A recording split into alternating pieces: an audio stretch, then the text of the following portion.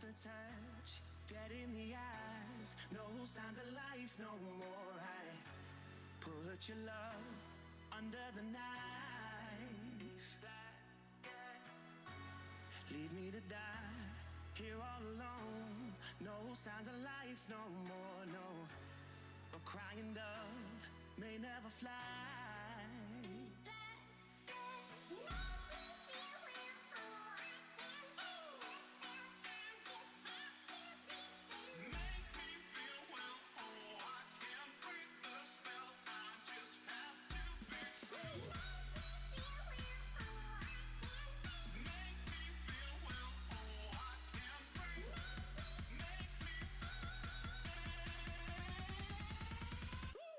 Black and white.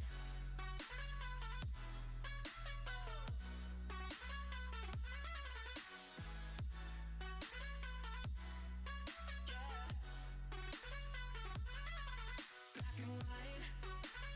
Oh, oh. Oh, oh. Just black and white.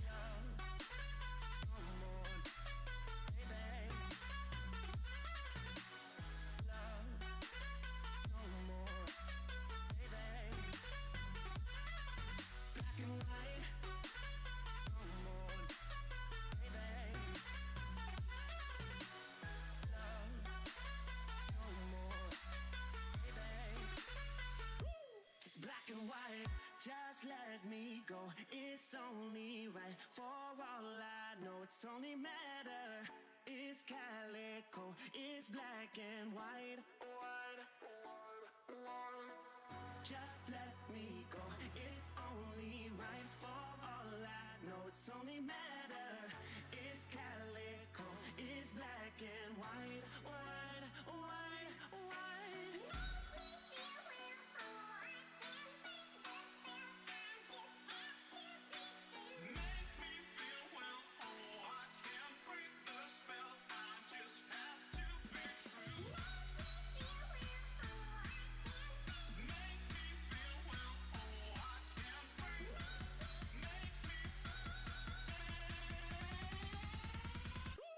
Black and white.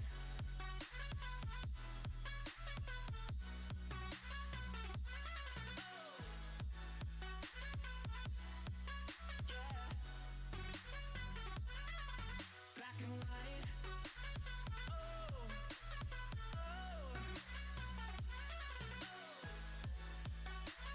Oh, oh. Just black and white.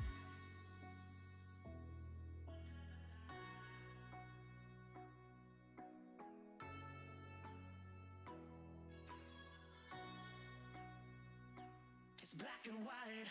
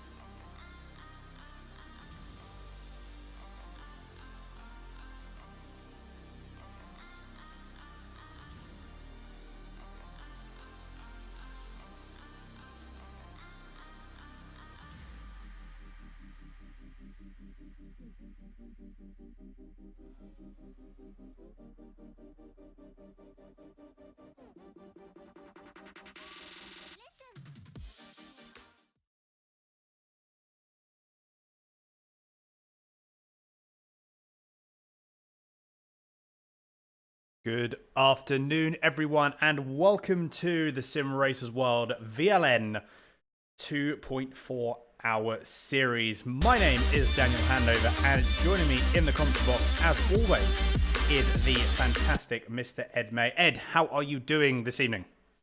I'm brilliant this afternoon. Yes, I'm doing brilliant, and even better now that we've got this to look forward to, don't we? The finale, the fourth round of the Simracersworld VLN 2.4 series, with a lot on the line, especially in the TCR class, where either one of these two drivers, Mikel Garcia or Michael Polasek and Ollie Peacock, they could be taking the race victory and, of course, the championship victory. It's all down to this, isn't it? It's great.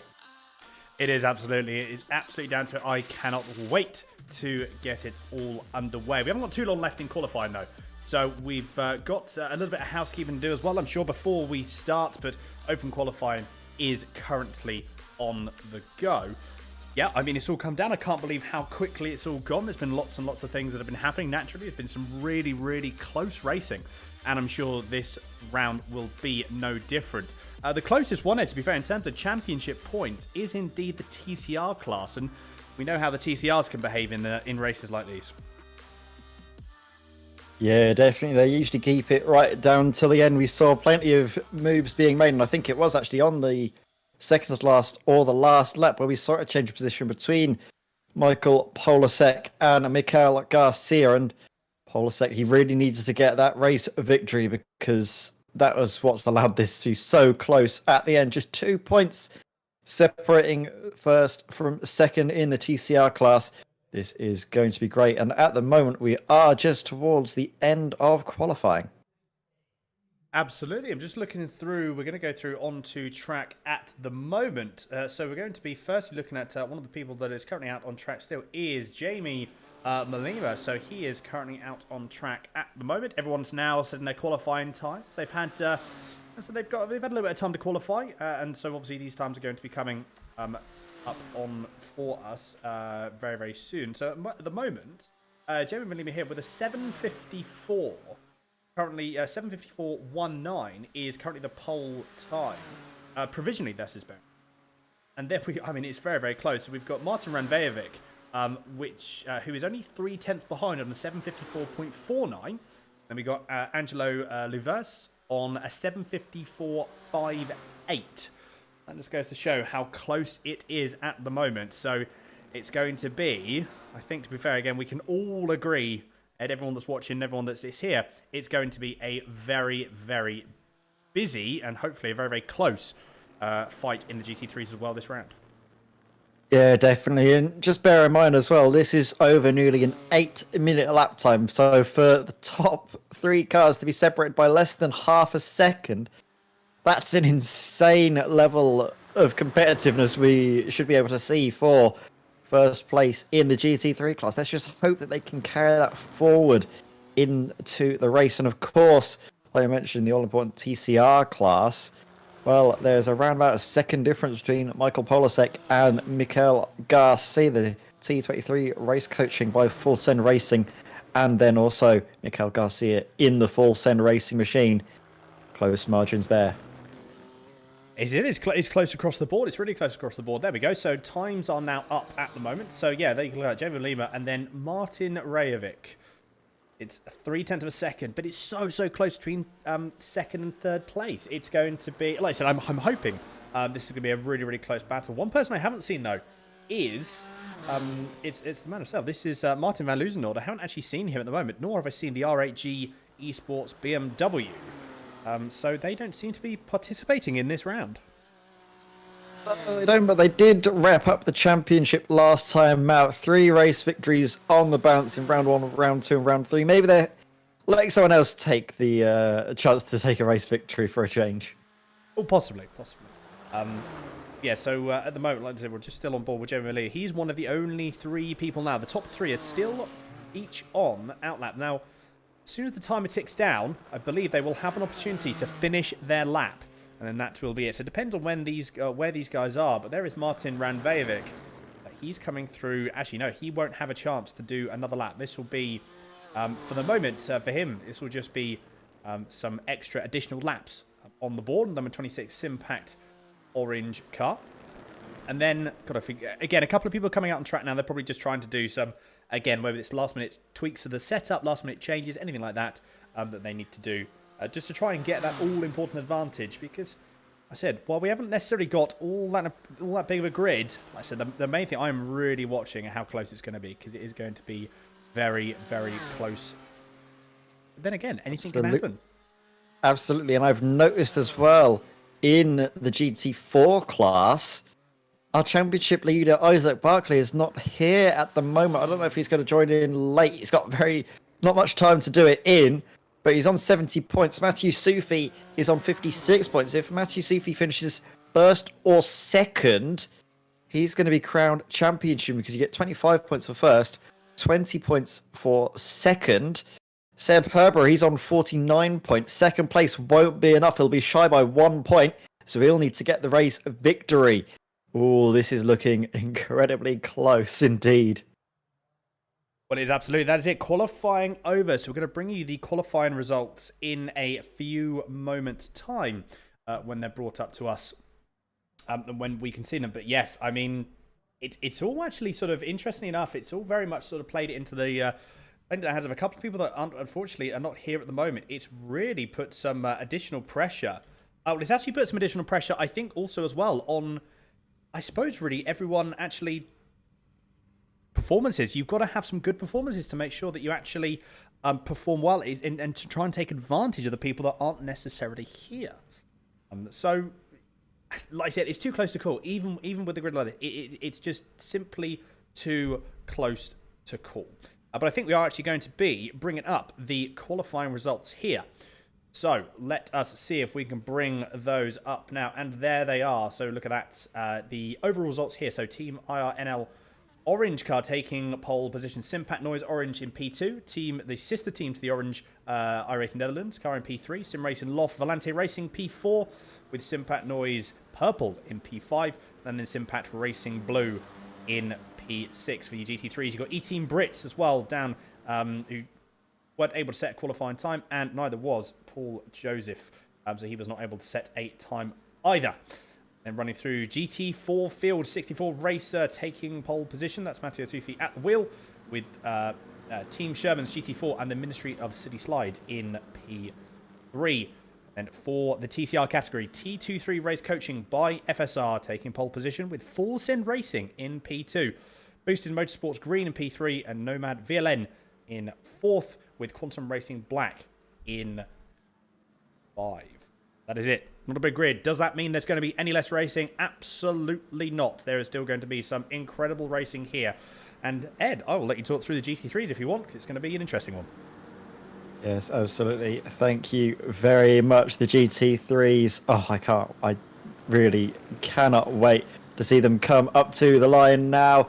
It's Jamie Malema on pole position. He's going to be able to go whenever he wants to now. And I think he has gone. Yes, he has. He's going to get the jump on Martin van Rijvik. And that's allowed his teammates to go through. Maybe there was a little bit of teamwork. They were trying to tell each other when they were going to be going.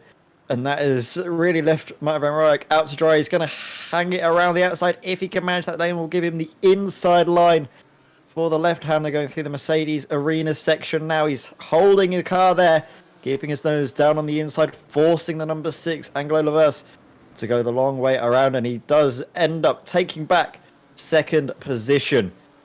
I think as well in the background we did see a few changes for position, but they're all still as they were from qualifying. And now I think the GT4 should be making their way up to the start line any minute now, Dan, so I'll hand over to you.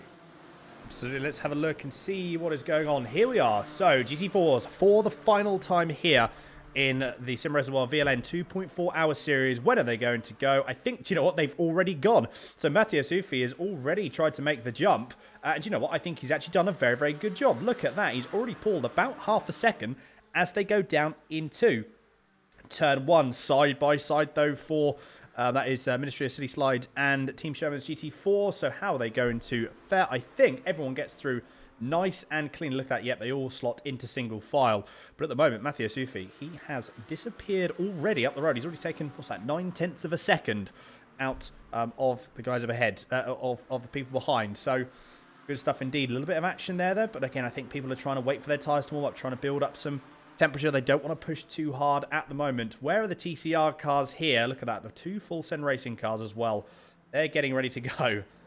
Like I said, this could be wrapped up. This could take it. Really could take, with these TCR cards, it could go all the way down to the last lap on the last corner. So, Ed, for the final time, I'll let you run through the TCRs. Yes, absolutely. Michael Polasek, he's going to have to try and hold his car around the outside, get the best start possible. Mikael Garcia down the inside, and Polasek's gone already. Getting the long run down into the first corner. It's important that you get the best run possible because the slipstream could leave you vulnerable into the first corner, but I think Polasek has judged that to perfection, and has he also potentially caused his stablemate a little bit of grief? There's a bit of door banging, a little bit of contact there between first and second. That's Mikael Garcia and John Roberts. John then has the back out of that maneuver there. I think they're going to just try and get through these opening few corners without too much drama, and then focus on the latter part of the race. Mikael Garcia, though, he's in a good spot. He's going to have the slipstream from the car in front. He's going to be able to save a little bit of fuel this stint, or try and use that to get in front. That's going to be the real key. It is indeed. But at the moment, yeah, look at that. Michael Polasek does take the early gap at the moment. 0.3 of a second. Actually, sorry, half a second even as it just popped to now. So, and Mikael, look at that. Mikael Garcia, he is really making moves at the moment. So let's see how that develops as we go. Going back, though, to, I'm just noticing as well, you can see on your screens as well, the timing towers and the intervals on the left-hand side. The ones that are highlighted in orange, what has happened there for Nick Serby? You just saw he just jumped to pits. What on earth has happened there? We're going to have a few replays as well to have a look at as we go. And there's definitely a lot of replays to have a look at. So what happens? Let's go through and let's have a bit of a review. That's at the start, so that will definitely not be a replay that we want to look at. So is that... these will be all people that are going through. So apologies. We've got two.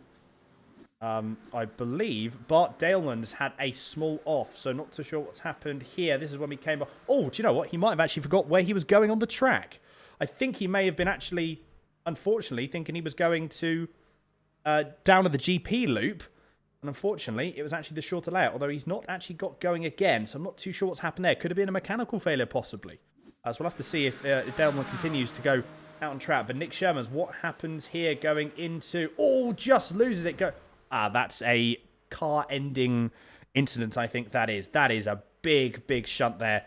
Almost looks as he just compressed again. Cold tyres as he goes over onto the car compress again. Look at that. As the car compresses, just catches it on the brakes. But, I mean, that is game over.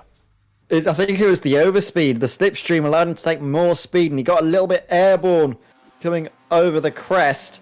That really upset the car when it came back down the suspension. Didn't like it. Jolted him to the left-hand side. He tried to correct it, but it was a little bit too late, and unfortunately, he ended up into the wall. Meanwhile, up in front, well, Mike Van Roek did get into the lead of the race, but he almost lost it then. Jamie Malema was fighting back rather fiercely as they now make their way up towards the carousel section for the first time of asking. Here is the change of position going into quarter style.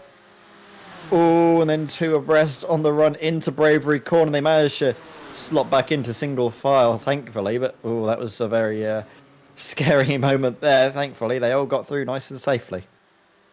Indeed. So Martin Ranvejovic, he is taking an early storm at the moment. So you've got the team, you've got the sister iRacing Netherlands cars that are currently sitting in P2 and 3. But again, these guys have got some good pace. I mean, it was very, very close as well. So the race pace is definitely going to be more of a key thing to watch out for. But Jonas Holm for the Simpac Noises purple car, he's already about 1.9 seconds behind. He's got a bit of a gap to him behind him as well. So you have to see how really this develops. But we know that Rayovic, to be fair, we know that Rayovic, Malema and Luvers, they've all got some really, really good race pace. So could be, again, tactics to a certain degree. We have to see how this develops as we go forward. We're only 6 minutes in, not even a lap through this 2.24 hour race. We have to see how it all goes and see how everything starts to pan out. But at the moment, Martin Ranvejovic, he is still extending his lead, and it is now 0.9 of a second. So early pace at the moment for the Simpac Noise Orange car. Yeah, you can already see a slight story being told here that the gap is now just about 1 second between Rowick and Malema. The gap is definitely, like you said, being built up here. There's also a story being told in the TCR, and that's the fact that our leaders have broken away from the others, haven't they? Mikel Garcia with a 3.5-second gap to John Roberts.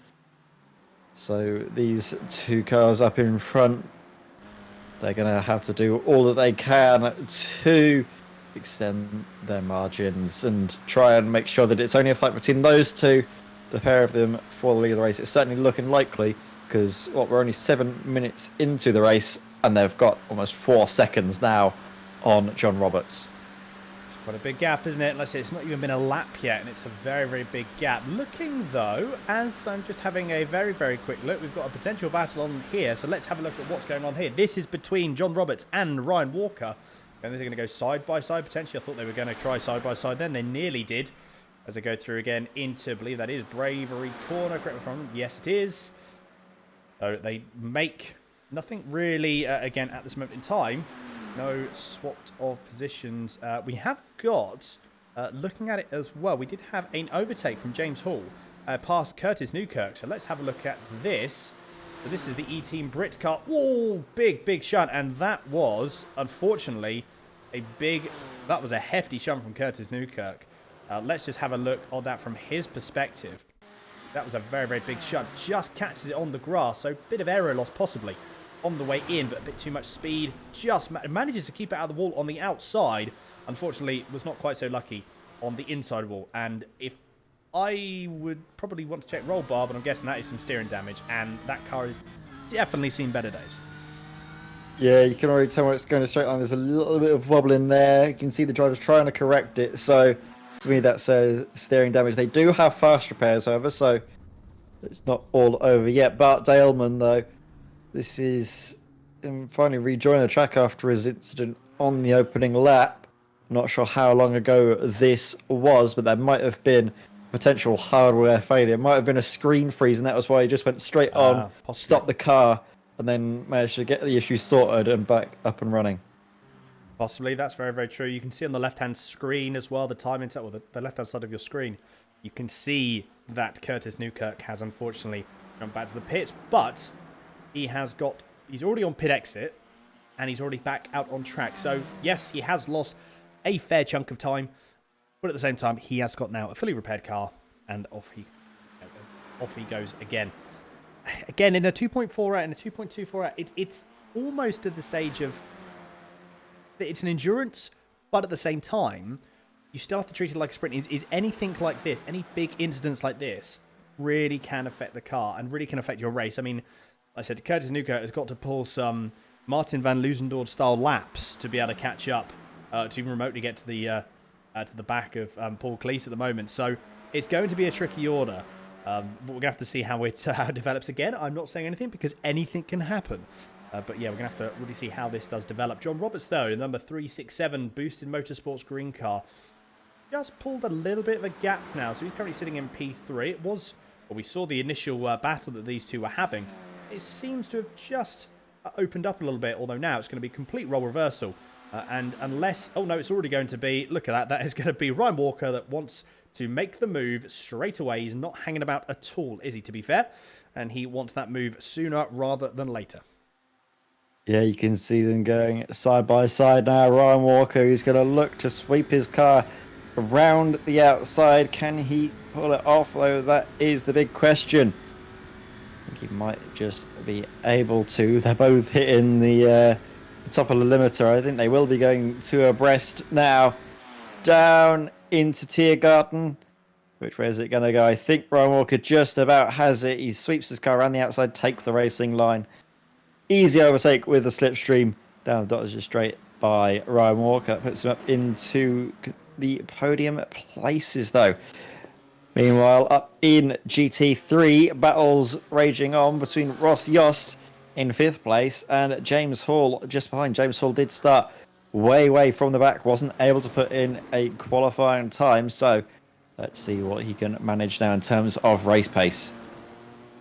Well, I think race pace is going to be a key. Like I said, we've got drivers have got to make sure that they keep the consistency, but the competition has been so high that they've got to try and make sure at the same time they keep the pace up as well. It's one thing, you can't have one without the other. These guys have really got to try and push something together. But Ross Yost at the moment can't seem to shake off. That's James Hall again, the E-Team Brit car. just there or thereabouts at the moment. He's probably playing it safe at this moment in time. He's hovering the gap is anywhere from 0.3 to 4.5, 0.5 of a second. But it's not fully... I don't think Roscios can shake him. And it might very well be, well, possibly a matter of time, especially if these guys are that close as they go down the Nottingham Straight. I think that's going to be a done deal for James Hall, but he needs to make sure that he can stay there. He hasn't got too far away as well, though. You've got Eunice Holm for this Impact Purple car that's up ahead. I think James Hall, if he can keep up this sort of pace, he's got some actually got some good line for another couple of positions, at least one more. Potentially two. We'll have to see how it goes. He might even try and make the move down into Bravery Corner. He's close enough for the toe. We just need to see if he can maintain that pace. Whether he's going to be able to catch him up, I don't think he will be. He won't be able to catch him up. But again, as long as he can stay with him, and hopefully when it comes down to the Nottingham Straight, I think he will be in a very, very good position for an overtake. Yeah, so let's see how this pans out. For the moment, Roscios is quite comfortable with James Hall behind. Doesn't look too scared about the car in his mirrors. Instead, might shift his focus further in front. Because, well, on this Nordschleife section, it is very difficult to overtake. However, closing in on the brakes, James did get a little bit loose there. So maybe slightly worrying, as we do see, actually... That is Jonas Holm still out on track, and is that still a bit of damage on the front of the car I can see? I'm not entirely sure if we can have a look at that down, maybe on the front of Jonas Holm's car, but there seems to be still a little bit of damage there. Let's just have a quick look. So this is, Jonas Holm here. Let's see, are you possibly, I mean, let's see if I can get a better camera angle, but you could very well be... Yeah, a little bit on the left-hand side, isn't there? Yeah, let's just have a look at it compared to the right. But I think you hit the nail on the head there. There is some damage. It depends how much it's really affecting it. Yeah, you can definitely see as well. Look how much the sort of the front bumper has been pushed up on the left-hand side. So there's some damage. How much it will be affecting? Not entirely sure. This we're going to have to see again as the race progresses. Though it might start to make a little bit more of a problem, possibly. Again, we'll have to see how it will portrays. But some housekeeping in the chat as well. So we've got TSR Martin says hello. We've got Martin Pearson saying he got some off tracks as well. I believe that will be in qualifying. Ryan D. Walker says afternoon, so good afternoon. And then Sen Hulsman saying he's joining Matteo Sufi for this race. And so after Matteo's stint, he will be finishing. So this will be the debut for Hulsman, so we'll see how Hulsman gets on as he takes over from Matteo Sufi in the GT4 car. And as Absolutely. well, we've got apparently as well looking into the we're saying that Bart Dahlman needed an urgent sanitary pit stop, so that will be why we saw him unfortunately have to pull over very, very soon after the start of the race. Okay, well, he managed to get back in the car relatively quickly. He's still out on track, so let's see what Bart can manage now that that's all been taken care of. I have also noticed as well, I believe Martin Pearson is driving for Sapphire Simsport. And correct me if I'm wrong, but I think that is the team of Isaac Barkley, our championship leader. So if that is the case, I'll have to see if that is confirmed. But I think as long as that Sapphire Simsport car crosses the line at the end of the race, they might be crowned champions. To be fair, I think you are right there, Ed. As long as they finish, this is going to be a very conservative 2.5 hours for Martin Pearson for the Sapphire Simsport car. We did have an overtake as well. Actually, Ryan Walker passed John Roberts for P13. This P13 overall, P3 in class. So let's have a look at this. Actually, this was apologies. This was actually the move that was all the way back. Down. Well, interesting enough that I was looking is as soon as you pull out of the slipstream, they do go completely neck and neck on pace. So I'm almost thinking that is it actually worth, instead to try and make some positions up and to try and sort of like push people, is it worth actually just sitting behind and instead trying to almost push yourselves along to try and either catching up the person in front or pulling away from the person behind? Like, I was really thinking that it might actually be worth doing that instead. So not only are you going to actually you are going to be quicker, you're also going to be saving some fuel as well along with it. So there's something to be had there. So instead of trying to overtake people, just sit behind them and push them along. I think the perfect gap to have going down the dot just straight, at least in the TCR cars, to be something around about 0.6 of a second, because you'll get the overspeed, won't you, in the slipstream. You'll have so much more speed because you'll be able to spend so much longer in the draft, and that you won't need to worry too much about that effect of slowing down as soon as you get the air hitting the front of your car. If you say maybe 0.2 back or 0.3 back, you wouldn't get nearly enough of a slingshot effect. And then, like we saw with Ryan Walker, as soon as you pull out onto either the right or left-hand side to try and make the overtake, you're suddenly neck and neck on pace. Exactly. Yes, so again, some tactics played in there. Looking to the TCR field, though, we have got the two full-send racing cars, Michael Polasek and Michael Polasek and Mikel Garcia for the two full-send racing cars, currently still P1 and 2. And they've got, currently, an staggering 12-second gap now, I believe that is, on Ryan Walker and P3. So these guys are not hanging about at all, are they, to be fair? Like I said, in 2 laps, they've already pulled a 12-second gap. So it's very much, at this moment in time anyway, at this early stage of the race, it's a two-way battle for the fight and the win for this last round. Now, we did see, I thought we were going to see some team orders last round. That was not the case, and these two were battling as hard as they possibly could. I'm guessing we're going to see the same again, especially when the stakes are just that little bit more higher. So I'm sure we're going to be seeing some more team battling going on here. Matteo Sufi has just put an 8:38.118 in for the GT4 cars. And comparatively, Martin Pearson in P2 has managed an 8:40.96. So a couple of seconds quicker is Sufi at this moment in time for the 64 racer car. And then looking at it, I'm intrigued to see. Actually, P1, a GT3 car. I thought that Martin Randrevic was going to be pulling away. That's not the case now. Jamie Malima has caught right back up. He's brought that gap from 0.9 of a second down to 0.2 of a second. So, at the moment, I thought Randrevic would have it a bit easier than he has at the moment. Yeah, but that doesn't seem to be the case at the moment, does it? Jamie Malima closing right in. Last I checked, the gap was around about 1.5 seconds. There could have been a minor mistake here somewhere, or the slipstream was just really helped out Jamie here. But like you mentioned, it's not easy at the moment for Martin Van Rooijek. He's been showing good pace in the early phases of the season, but also he's just not been able to catch a break. Been very unlucky, been involved in a fair few unfortunate incidents. This could be his chance to try and turn his fortunes around. He's just, so you can see sort of the polarizing pace and, well, results of this driver. He got 1 point in the first round, 20 points, so that's the second place in the second round, and then 2 points in the third. So not the best luck that we've seen so far for Van Rooijek. Yes, very, very true. But at the same time, this could be the turning point. This could very well be the turning point here. Look at the times that have just been posted by the two front runners. There was 300, so just at a Michael Polasek for the TCR, his last lap was a 8:50.39, and Mikel Garcia's lap time, the last lap was an 8:50.41. So again, almost a 9 minutes lap, and these guys are only about 300ths or 200ths of a second apart. It's so close. We're actually going to see probably similar lap times in terms of closeness between Rooijek and Malima. So 20 minutes in, yes, there have been some gaps that have been broken up, and there's been some gaps that have really sort of pulled. So, and one of them, obviously, the sister car to the Team iRacing Netherlands orange car, Angelo Luvers, is currently about 3.4 seconds. But that was very, very close there for Malima going through into the fast right-hander. I can't remember. Again, corner names do elude me. I do apologise. I haven't quite learnt them yet for the Nordschleife. Yeah, the gap has opened up, and it's steadily continuing to increase. About that 3.4, 3.5 seconds now. So, yeah, at the moment, Rooijek and Malima, these two are in a class of their own at this moment in time.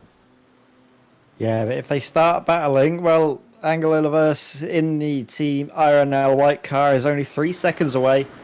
So we'll be hoping that maybe his teammate will hold up the race leader, and then they'll be able to make it 2 against 1. That could certainly help them out to no end for their hopes of getting a race victory, of course. But let's have a look further back again into the TCRs, because I think Ryan Walker and John Roberts, they're still close on track, aren't they? I think there is around about half a second here, so it's not over yet. We saw Ryan Walker get ahead. He's been able to stay ahead, but for how much longer? Because John Roberts isn't too far back, and we are coming to in a short while, a very long, flat-out section, I believe. You might see moves being made. I think they're just coming through Hatzenbach now.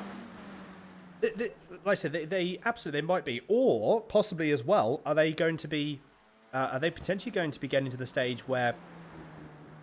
Again, well, I suppose at this point, if I were John Roberts, I would be probably at this moment half a second back. Again, just save the fuel. I mean, realistically, you look at the gap that's ahead. You know, it's 16 seconds. This gap is really sort of moving forward. I would try and make his job as easy as possible and just save as much fuel as I possibly could behind Ryan Walker for the number 14 Nomad Sim Racing TCR.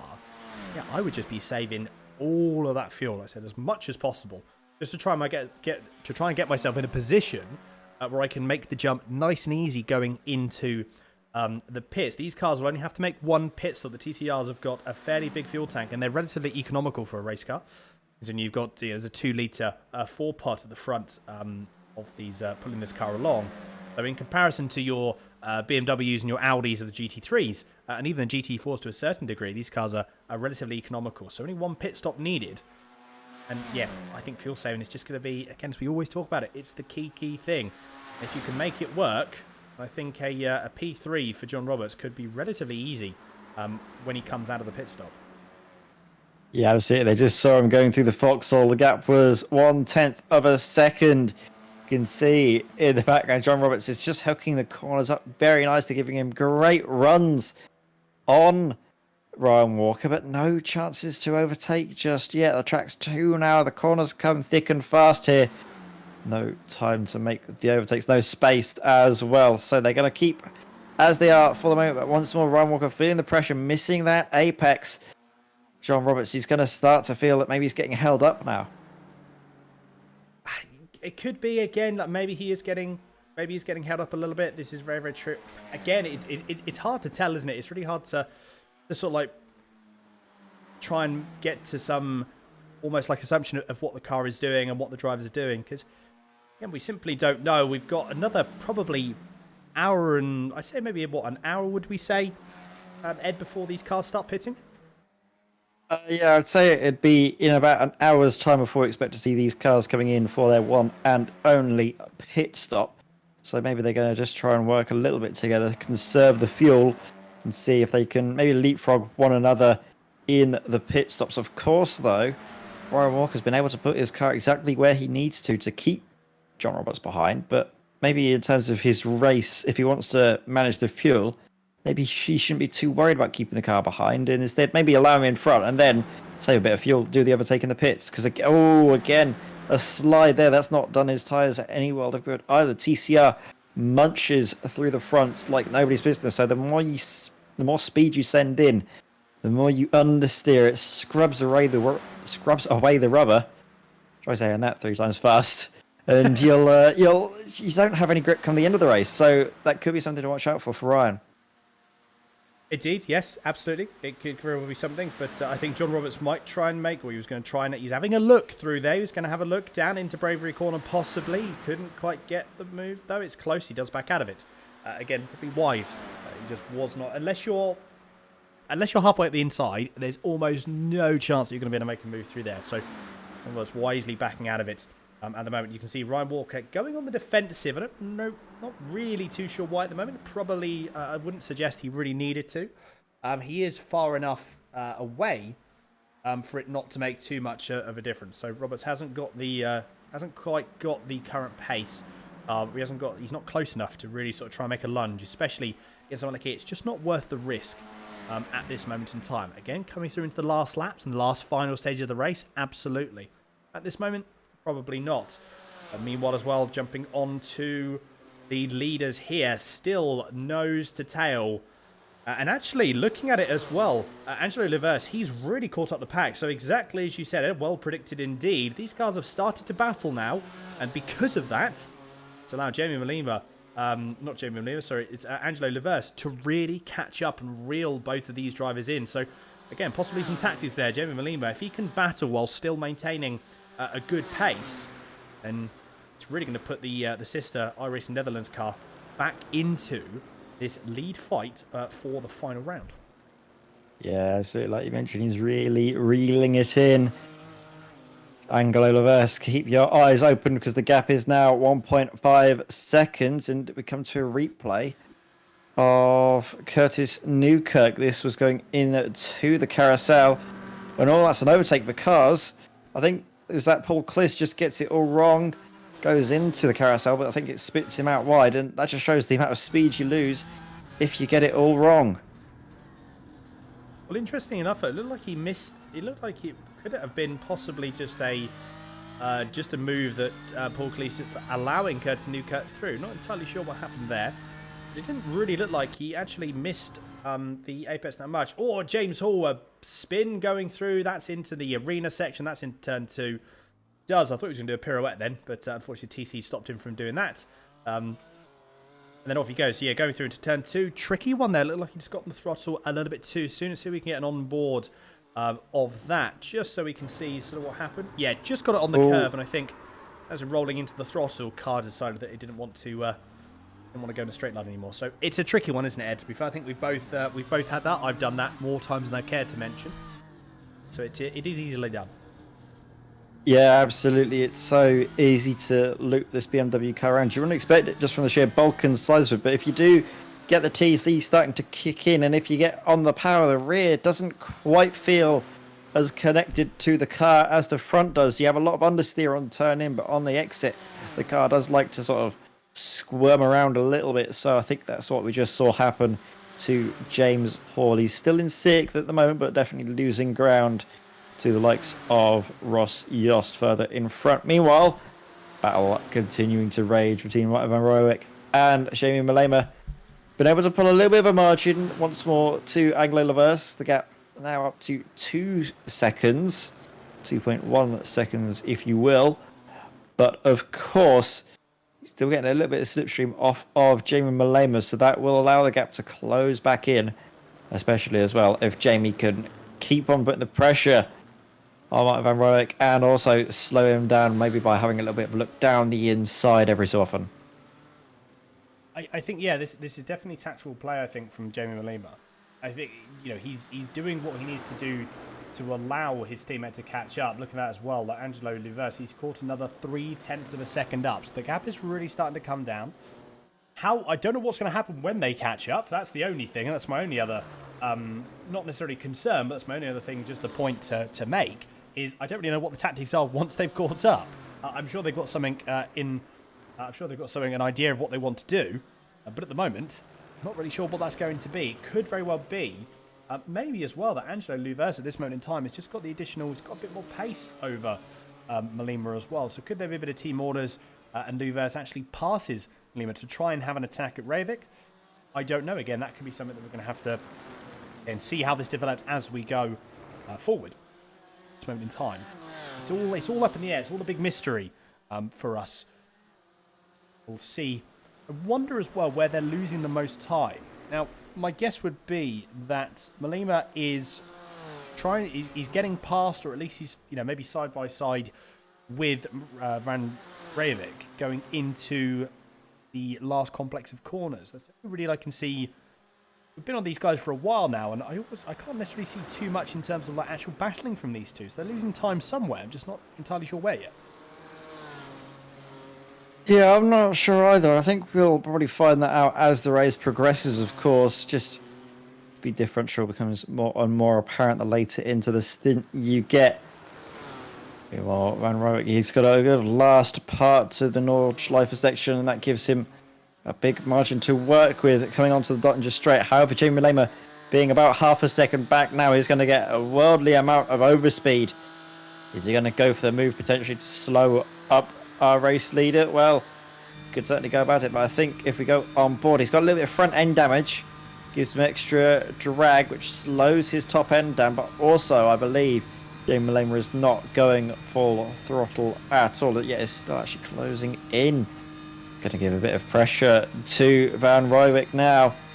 Where's he going to look for? Is he going to go for a move, or is he think he's just going to slot in behind for the moment? Look at that, though. They're very close, aren't they, going into the last section? Sorry, Dan. I was going to say, it's interesting, actually, how... So possibly, I can't quite see where the time is being lost between these two, but maybe it is just the fact that Angelo Laverse has just got some pace. He's dropped off a little bit, though, but then he catches all the way back up. Down into... So, also possibly fuel saving, maybe, as we saw there.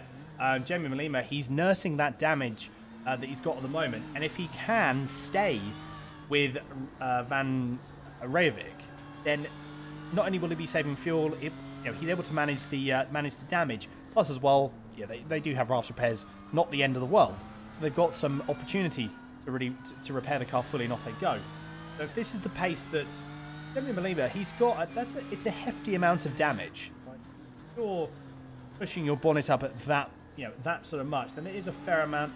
As we've got Ranvejovic, he's gone a little bit wide, going through down into the shorter GP layout. But it could just be, again, possibly some just small little mistakes that we're seeing from Rajovic that's just costing a little bit of time, and that's why Malema, even with the damage, is able to just stick with him, and ultimately as well why Angelo Laverse is also able to catch up as well.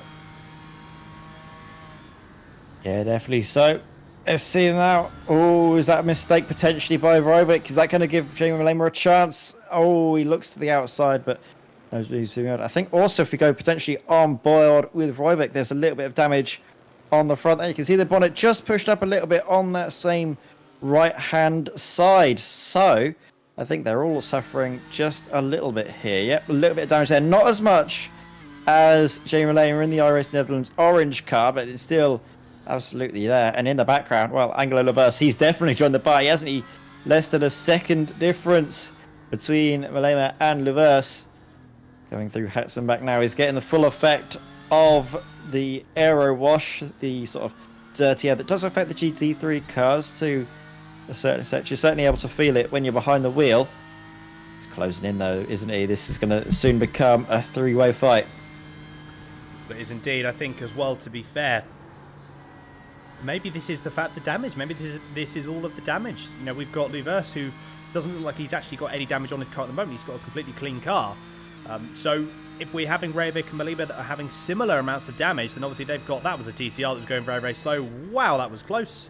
That was very, very, came on a little bit quick then. So yeah, I think as well, maybe that Malema at this moment in time, Laverse has got pace simply because he hasn't got too much of a damaged car, and it seems to be working for him at the moment. But now the top three are now starting to catch up with these back markers. There's not too many of them, but still back markers, especially when there's three of them, this is going to have a profound effect on what happens now and what these gaps are going to be. They're catching up, I believe that is with Bart Daleman. So he's, as we see, he is back out on track. Is he going to back out? Yep. So all drivers, all the top three, get through cleanly this time around. But again, how long before? Because it's inevitable. Traffic will have an impact. It's got to have an impact at some point. It's almost, law of averages dictates it when you've got, especially a track this long and with this many complex sections, you're bound to catch up to someone in the wrong place at the wrong time. So we'll have to see again how that goes through. Meanwhile, we've got a few more replays to have a look at. So we have one, actually, unfortunately, from James Hall. So another moment here. Oh, another bit of a slide. Just, again, the rear pivots round on him. Well avoided, though, out of the wall. Kept it all going really nicely and manages to keep it out of the barrier. As I say that, just a small tap there, but we can gloss over that. And then that was just managed to do a three-point turn. Not ideally what you have to want to do at Nurburgring, but he manages to keep it going again, so unfortunately a bit more time loss. So he has got some good pace, but it's just a small couple little errors, and especially at someone like Nordschleife, there is absolutely no room for error, as we have seen time and time again. Yeah, definitely. Meanwhile, closing in, very close. Well, it's Angelo Laverse right up behind Jamie Malema. Now, these two, they need to work together. They can't get involved in any unnecessary squabbles. They have got to focus 100% on the car in front, and that is, of course, Martin Van Rijvik for Simpac Noise Orange. Closing in, but they're not going to be close enough to send it. Well, any sort of moves. They come up towards Bravery Corner Moot Curve. It's also known as fast left under. Here they go into it. Nice long train. 3 cars fighting for the lead. This is what we love to see, isn't it, in endurance racing? It's only early days, only 36 minutes gone. But if they can carry on like this for the remaining, 1.4 potentially hours remaining, well, I'll be very happy indeed. Indeed, same here. Same here. I will not be complaining at battles like this. So yeah, at the moment, top 3 still very, very close.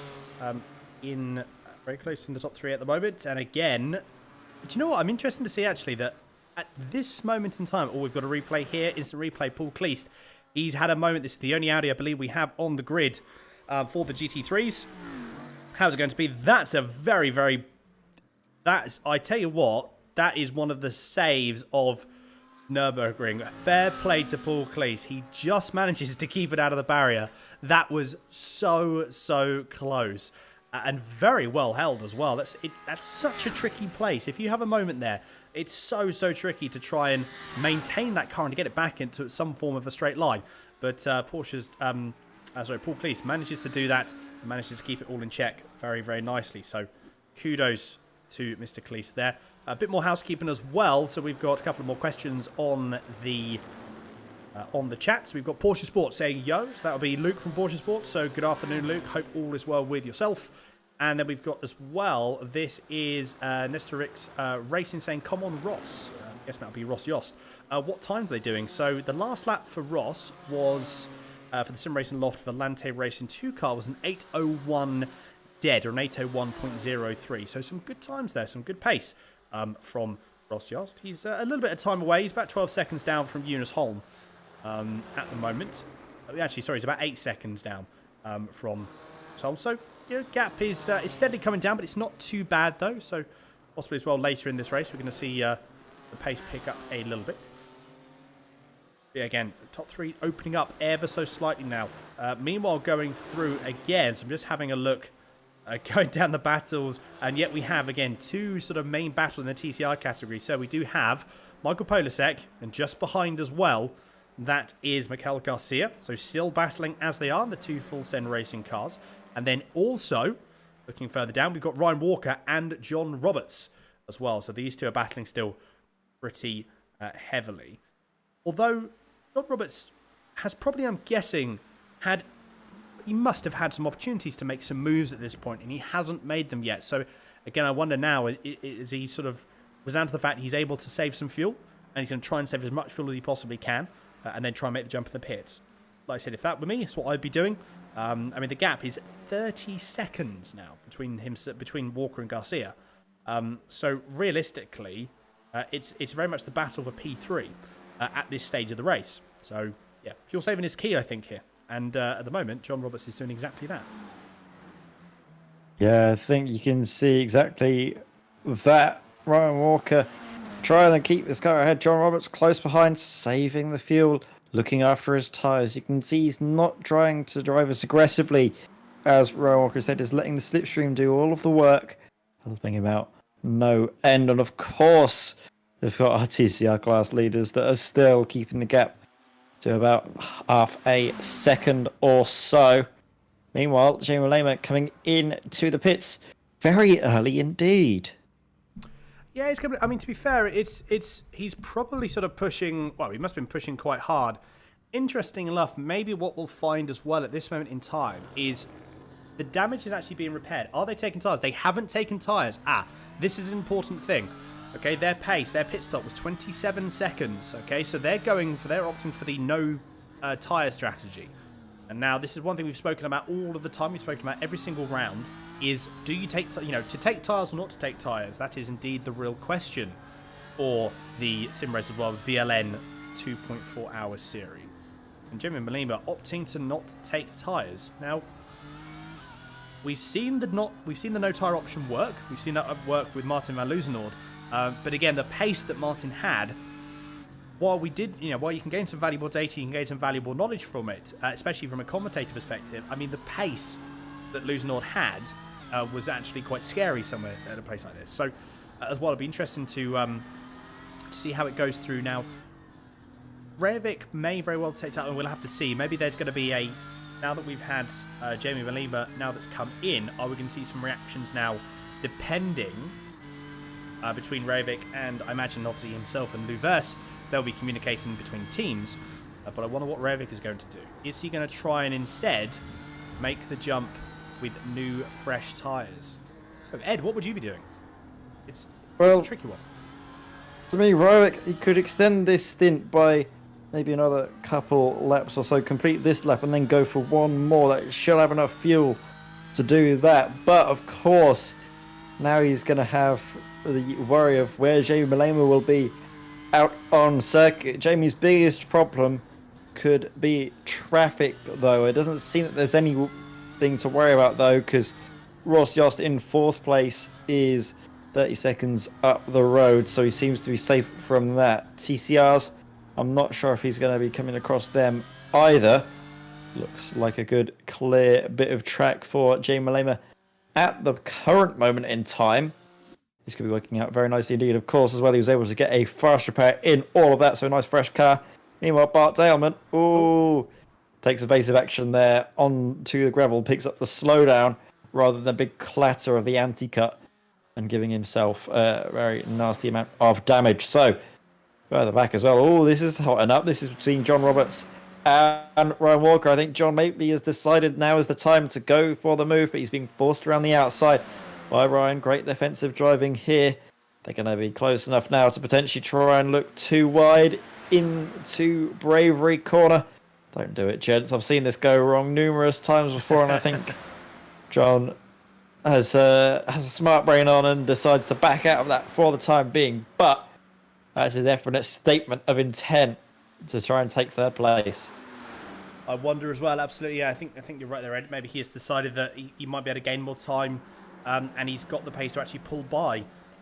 Although he's got to do it. This is the one thing, is if you want to overtake, you've got to overtake and make sure you pull at least a second, or over a second before you get to down the dot and go home. But Ryan Walker goes a little bit wider going through into the carousel. Has to take evasive action for John Roberts, who I'm not entirely sure. He looked like I thought he was going to make the run then, but yeah, maybe a little bit spooked by the fact that he thought Ryan Walker was going to come down on him and then had to back out of it. Because, I mean, to be fair, that could have been a nasty, nasty incident as well. I've seen cars beached there a couple of times as well. So you've got to be a little bit careful of that. John Roberts going so wide going through into the fast left. Can't remember that corner name again. But, wow, that was very, very well held. But that was a big speed difference there. I'm not too sure what happened there. Possibly just forgetting about where the corner was going. It's something that I do occasionally as well. And you just have that. You occasionally forget where the car's going. You forget where the track is going. So, manages to keep it all in check, though. But that was a big moment there. Absolutely big moment. But it was collected back. Not too much time was lost throughout all of that. So let's close back in and get the fight well underway once more. I think we should follow this as they come now to the end of the Nordschleife to see exactly what John Roberts is going to do when they get onto the Dottinger Straight, because he's been showing a lot of pace. Seems to be the quicker car at the moment, probably aided by the slipstream as well. Let's not forget that. As they come now through Flansgarten. Oh, look at that. I love how the cars compress, then immediately dive to the right-hand side after that. It's such a fun little bit of track. Closing in, though, the slipstream definitely have put out as they're flat out all the way through here. Now coming into the Beloff S's. Gap coming down well under half a second. 3/10, possibly even 2/10 maybe under the brakes. Again, very late on the brakes by Ryan Walker. He's able to make it stick, but for how long will his tyres be able to manage? They should be good for the end of this, maybe for the next 15 or so minutes, but that last half hour is going to be torturous. It's going to be, this is true, it's going to be very, if you need to keep your tyres in check, absolutely. And as well, this is what we're seeing. Look at that, Ryan Walker, he pulled 2/10, but that could be at the cost of additional tyre life. But at the moment, though, Ryan Walker, he's in the cusp still of John Roberts. He's got, it pretty much is exactly bang on as you said there. And was about 6/10 away, so he's already cut that time down by half. They haven't even got down into the fast left yet. They're still down in the first half. Is there going to be, I think, do you know what, John Roberts actually lifted. I think he's starting to lift already, so that does start to come down. He's coming back down again, so he's heard me. He decided that he doesn't want to do that instead. Now he's going to try and make the move. Pulls out the slipstream a little bit too early, though. He probably could have afforded to stay in that. That's even something like that will drop you half a tenth of a second. Maybe just a bit less than that. But you've got to be careful. You've got to try and maximize the slipstream wherever you can. But as well, that was very, very fast in there for Ryan Walker. Very fast. Manages again to keep it stopped. It is, but Ryan Walker is so good on the brakes in this car. He's really got this car dialed in. Because to me, I don't know about yourself, Ed, but from this camera angle, it did look a bit like I thought Ryan Walker was going to go a little bit too deep into the last couple of turns. Yeah, he's certainly got the car under control, doesn't he? He's losing a little bit of time early on in this stint with running wide on a few occasions, but seemingly got that nice and collected once more. Meanwhile, let's have a look. Ryan Warwick did not come into the pits last time, but has stayed out, as has Anglo Laverse. Gap now 1 point whatever seconds. Well, now Warwick, does he come into the pits now? Does Laverse come into the pits now? The answer for Warwick and Laverse is an emphatic no. They carry on going, extending this stint. Jamie Lima was a little bit quicker on that last pit stop than what we're usually seeing. I think he had a bit of fuel left in the tank, so his fuel stop was shorter. Meanwhile, well, Laverse has just set the fastest lap of the race. Yes, indeed. Look at that. So that is a 7:56.08. So only about 3 tenths faster than Martin Reivik, but 3 tenths is still 3 tenths. And the gap has come down. It was 1.4 seconds. I looked at it at 1 point around the course of a lap. It's now dropped down again to 0.8 of a second. I'm sure we're going to see that coming down again a little bit further. Interesting, though. I am intrigued to see why Malima did come into the pits so early. Now, was it the fact that he decided that maybe the damage wasn't worth coming around with, and it was still worth to instead try and make as much? His pit stop time will be shorter, though. He's obviously got to put less fuel in the car, but it does mean that he'll be able to go a shorter distance for the second pit stop. So, again, a little bit strange around that team tactics there, but again, we'll see how that pans out. I imagine, looking at 49 minutes have gone. So this lap, I would imagine, Ed, you'll probably correct me if I am wrong, but I think these guys will have to come into the pits this lap. They won't be able to do in the lap after this. So this will be coming in on the 7th lap. I think that's all about the GT3 cars can manage, I believe. Yeah, certainly trying to manage. I think manage is going to be the key, isn't it, for the next sort of few moments, this final lap of this stint, at least for these two drivers. I can't see them extending it any further than this. So, well, Anglo Laverse is going to want to close the gap down, maybe put a bit of pressure on. Also, like we've been saying on previous rounds, get the car in front into the pits and have that track position as the pit stop phase begins. Yeah, I think that's actually quite a key thing, and sometimes it can be a bit overlooked, is when to pit. It's a very, very important one. You know, you've got your overcut, your undercut. Also, as well, is when do you want to actually track position is absolutely a very, very key position, especially when going into the pits. If you can get that track position, doesn't mean you're controlling the pace on the way in. That's the other thing as well, is when you're jumping into the pits, you are controlling that. If you've got someone directly behind you, then you're very much in control of how fast you enter the pit lane. So as well, you can almost indirectly hold someone up if they're a little bit faster than you and a little bit more confident than you in the pits. They obviously can't push past. I mean, they can try, but it doesn't tend to end well normally. So yeah, there's some definite benefits to have here. But at the moment, though, Angelo Laverse, in theory, again, these guys should be pitting on the same lap. But realistically, Angelo Laverse's time his pit stop should be less because he will be taking on less fuel. So that's the theory anyway. Whether that comes into reality or not and comes to fruition, I'm not entirely sure.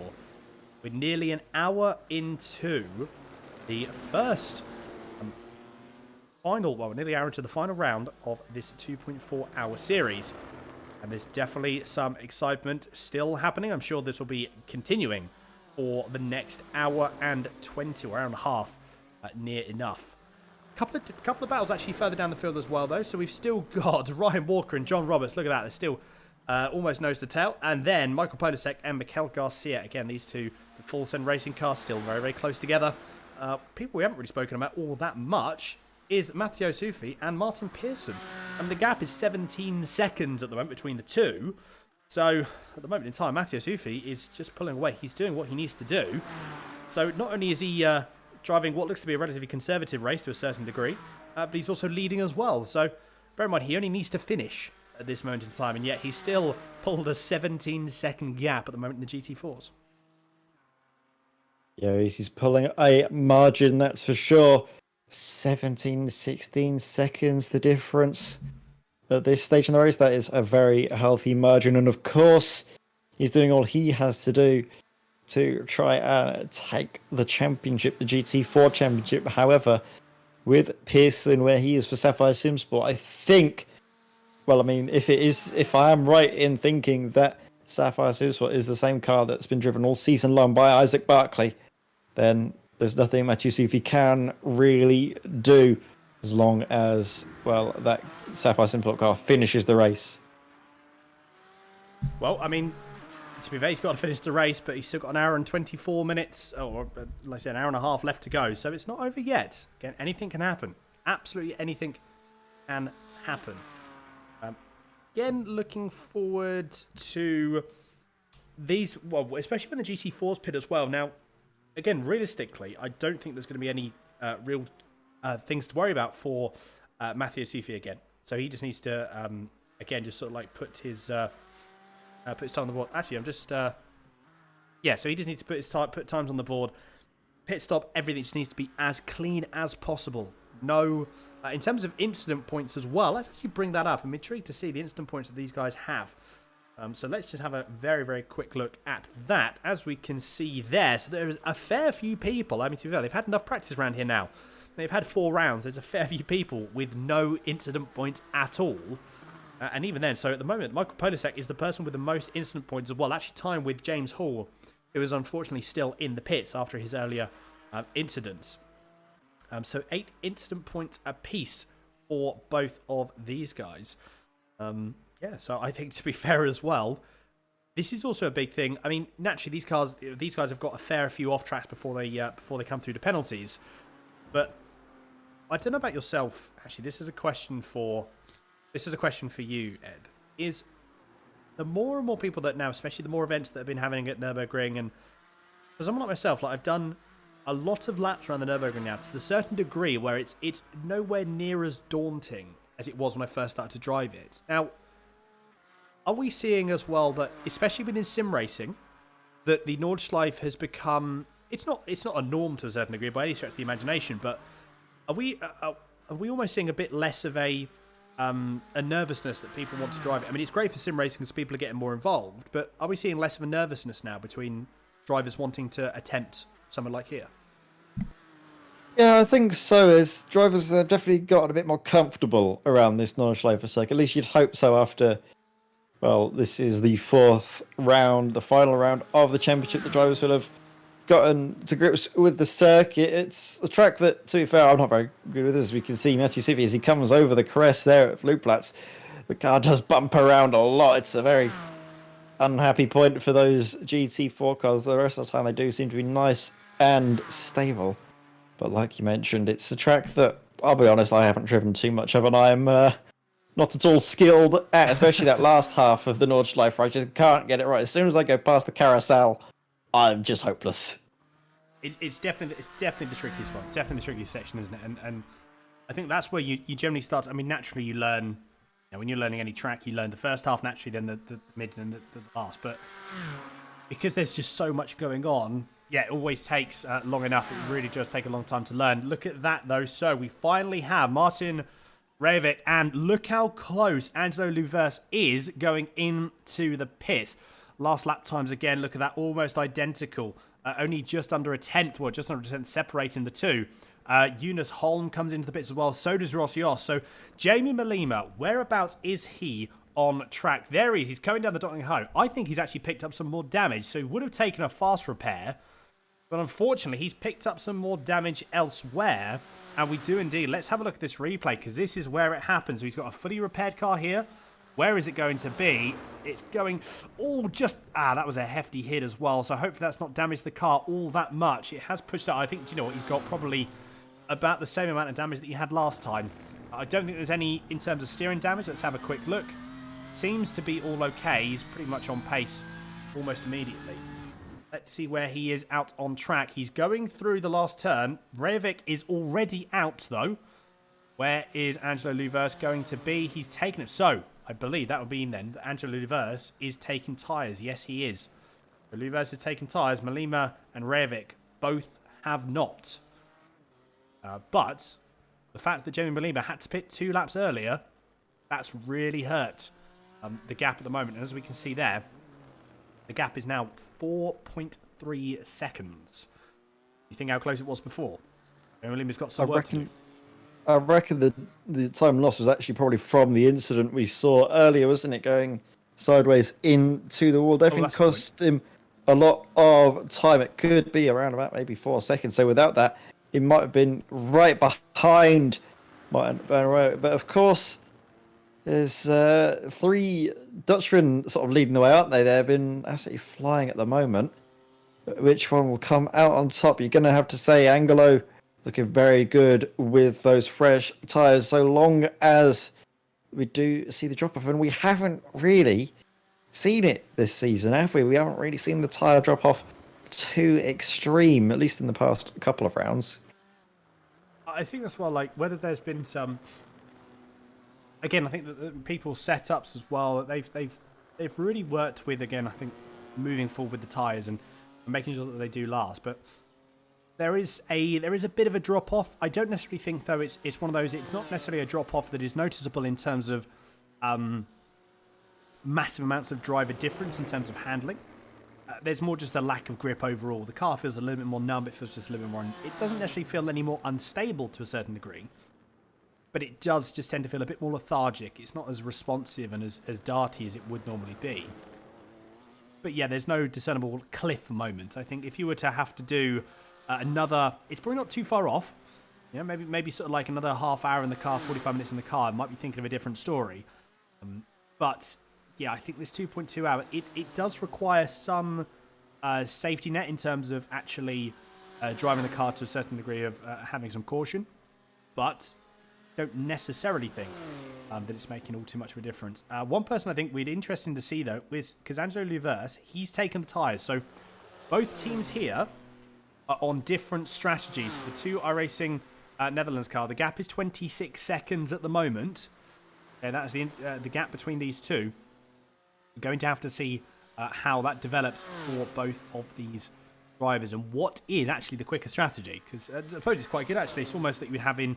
You know, in most teams, you put 2 different teams on 2 different strategies. So, you know, at least you've got everything covered then 50-50. So if one works, at least you hopefully were to gain, you'll gain something. At the moment, though, Angelo Luvers is still doing a very, very good job in P3. He's got a 7-second gap on Eunice Holm. It's how important, how quickly can he drop the 26-second gap? Because all importantly, what would you be doing on the next stop? Would you be taking tyres now on the next stop as well? I don't think you could afford to, really. So you've got to try and almost now make these tyres last, but obviously more importantly, they are going to last much more, well, they're going to be of a better state. Got a stint less on them.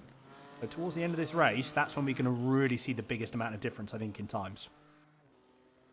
Yeah, I think that is absolutely right. Right towards the end of the race where we see the big differential. But, well, Jimmy Langman does have the advantage of having a lighter car compared to Angelo and Van Rooyen. Pitted earlier, of course, so spent more time on this current stint, been able to burn off some of his fuel. Not too much of a difference, though, of course, but as well, let's not forget how close we are to the TCRs pitting. I think they're expected to come in the next, half an hour or so, maybe the next 25 minutes. And then, of course, I think we are also waiting on the GT4s coming into pit. Matthew Seafy and Martin Pearson should be coming in any moment now.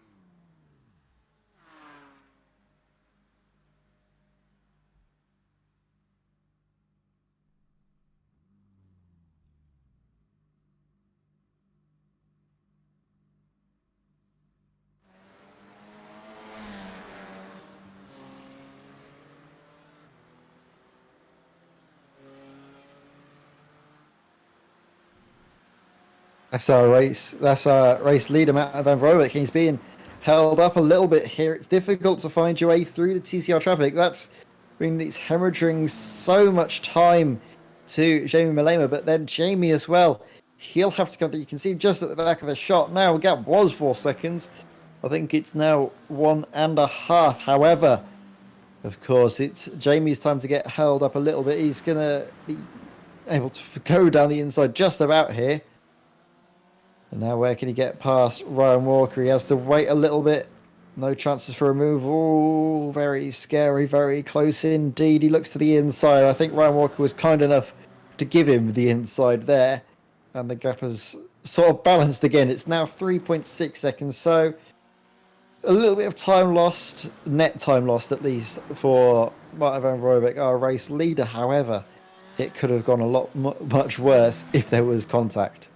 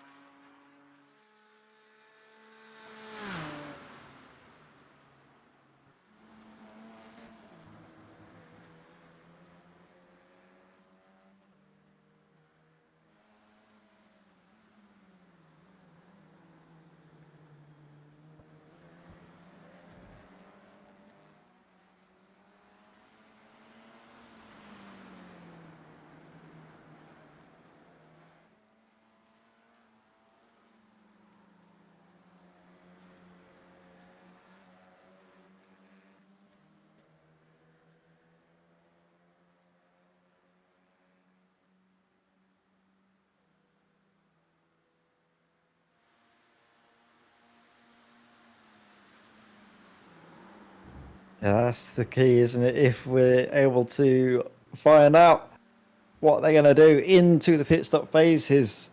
I think last time it was Garcia leading Polasek onto the final part of this first stint, and then Polasek took over the race lead into the pit stop phases. So, are we going to see a repeat of this? Potentially, could be on the cards here.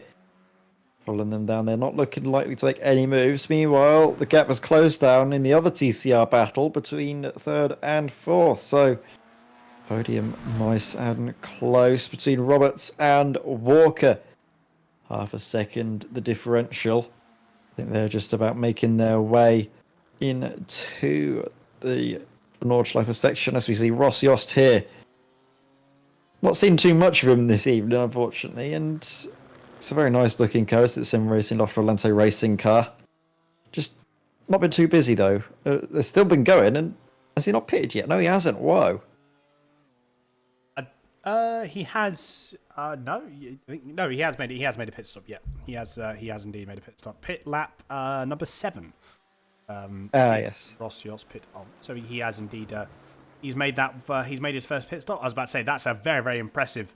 That's another 10, 15 minutes later than everyone else. So that would be a very impressive run there. We did see though as well that as you say, Ross Yost, he's just been running his own race at this moment in time. We'll try and possibly pick up any stragglers at the moment. Like you see, currently in P5, he's got 15 seconds between himself and Eunice Holm.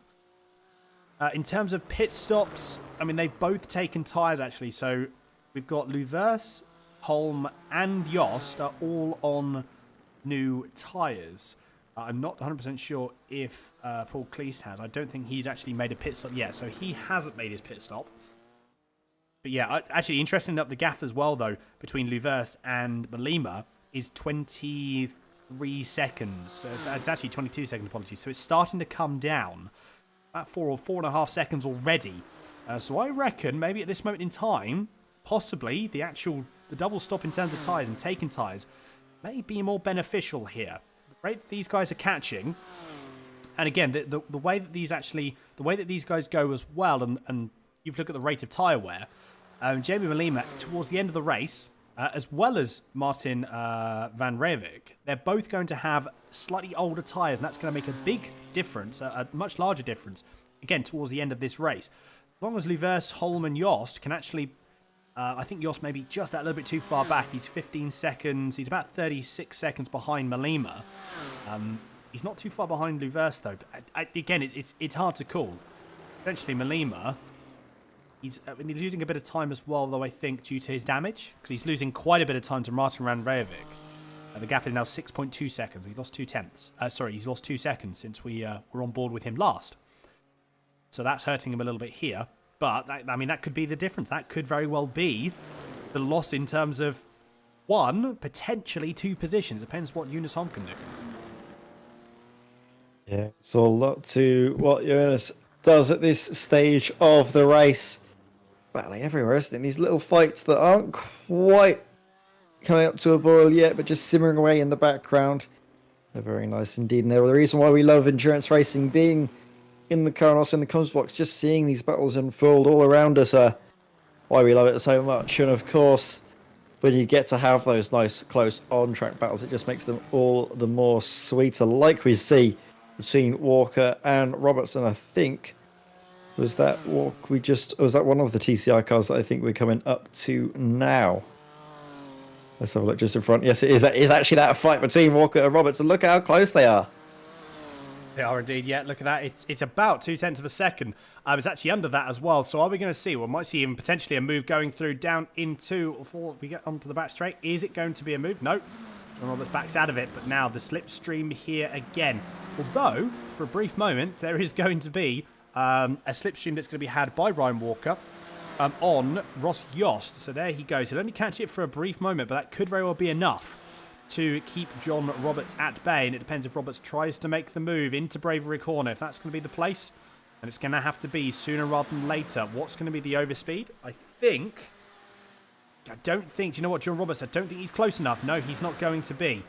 You look at the gap there, he might very well be backing out as well. Gap hasn't improved and hasn't gone any closer from that sort of like 1.5, 2/10. But Roberts again backing out of it, conserving that fuel. Every single time you lift off and every single bit of coasting you do, you're saving a bit of extra fuel.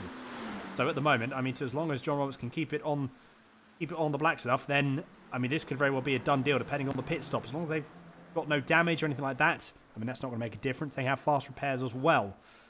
So John Roberts needs to just save as much fuel as he can, and then that will mean that the lap times that he the amount of time that he'll spend in the pits will be significantly less than that is Ryan Walker, although he's very, very close. I wonder as well, he might get to a stage where he may come down onto maybe the last lap, and I'm talking about track position, talking about pit lane position when you can come in. Maybe on the second to last lap, he might try and make the move then and try and pull as much of a gap as he can. As long as he's got the fuel saved, it shouldn't really be a problem. So again, we'll have to see how that unfolds as we go forward. Up front as well, so Reivik has indeed still continues to pull away from Malema, as well as Luvers continues to pull on Malema as well. So that time is absolutely plummeting down. It's now under 20 seconds. Well, Posek has actually dropped. He's dropped ever so slightly. That was a bit of time loss there from could be some back mark. Obviously, Mikhail Garcia losing a bit of time too. That's the number. That is Jamie Malema. Just come down. So a bit of time loss there for Mikhail Garcia. Again, manages to time, keeps it back all going again. they're a minute clear of Ryan Walker in P3. The pace that these guys have, it's insane. Absolutely immense pace on display between these two drivers, Michael Polasek and Mikel Garcia. Although Mikel, I believe, might be handing over to a driver. But so, of course, well, Michael, I believe, because Michael shares this car occasionally with Ollie Peacock. Mikel Garcia, I think, for this round. Can't remember who he's sharing it with, but I do remember that he is sharing it with someone, I think, correct me if I'm wrong, but I think it's Steen Ledger. Yes, indeed, yes. Steen Ledger, you are correct. I believe a newcomer to this event, I believe. I could very well be wrong on that fact, but a name that I do not recognise. Actually, interesting enough, look at that. So Mikel Garcia has gone into the pits already. Interesting, considering that Mikel Garcia has actually been behind Michael Polasek for pretty much the entire race. So that's an interesting thing. I mean, as long as they can get to the pit, he might actually very well be taking a shorter pit stop and trying to do the... correct me if I'm wrong, Ed, I'm probably going to get this wrong. Is this the overcut? No, this is the undercut. No, this is the undercut, yes. And I think the reason could be that Steen is seen on a relative somewhere. Yeah, well, Steen Ledger is getting in the car now, but Mikel Garcia might have seen somewhere on the relative that cars were coming up that could potentially slow him down. So instead, we've seen an early pit stop and actually we've also seen a change. I think Martin Van Royek's had an issue because Jamie Malema's in the lead of the race now. Yes, indeed, you're absolutely true. Let's have a look. We've got a couple more replays to look at as well for you. So let's have a look and see what happened here. The first one was Paul Cleese. He's had another moment as well. Where is this going to be? Same position here. Again, just about... Oh, carbon copy, but unfortunately doesn't make it 2 out of 2 for the save. And that is a big, big crash there. That was why we saw him go to the pits. But this is it. This is Martin Van Rijvik. Where is this going to be? And this is... Oh, again, I just think he forgot what track he was on. No, I think it was a misjudgment of the brakes. I don't think he would have forgot what track he was on. I think it was just... Actually, no, he is. He's well onto the right-hand side of the circuit as if he was going to turn left. Oh, dear. He's driven it for an hour now, taking that corner at the same time every time, but one lapse of concentration. I mean, it is, like you mentioned, an 8-minute lap. You could quite easily forget what sort of layout you're on in 8 minutes, I suppose. But yeah, that lapse of judgment has allowed Jamie Malema up into the lead of the race. Wow, drama here in the Simracersworld VLN 2.4 series, in what is, of course, the series finale.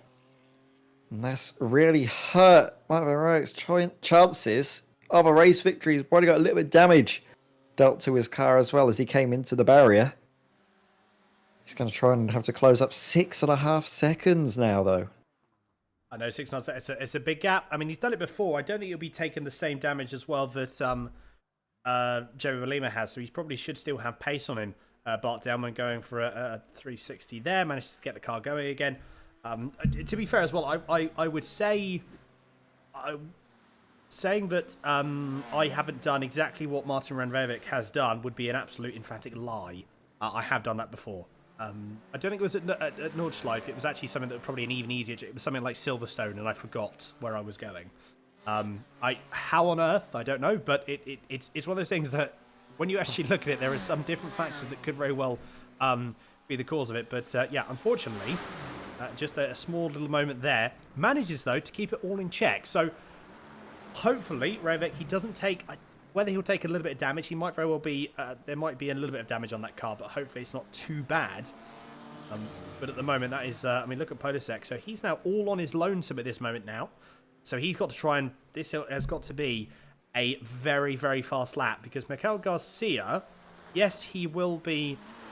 he came to the bits earlier, but if he saved that fuel, which naturally he would do, then he's going to be in the pits for a shorter amount of time. So Polasek needs as little hold-ups and as few mistakes as he possibly can make, so he can try and stay out in front.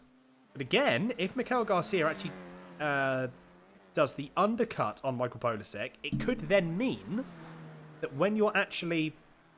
It could be then a role reversal. If Polasek can then get onto the back of Garcia, then that's just going to be something that Polisek will just need to bide his time, and then to try and make the move back onto the dotting hole, and then to pull away again. So Mikel Garcia is going to pull that gap. He's got to at least pull a second and a half and not allow Polisek to, all importantly, get back onto that toe again, because that's just going to be a very, very...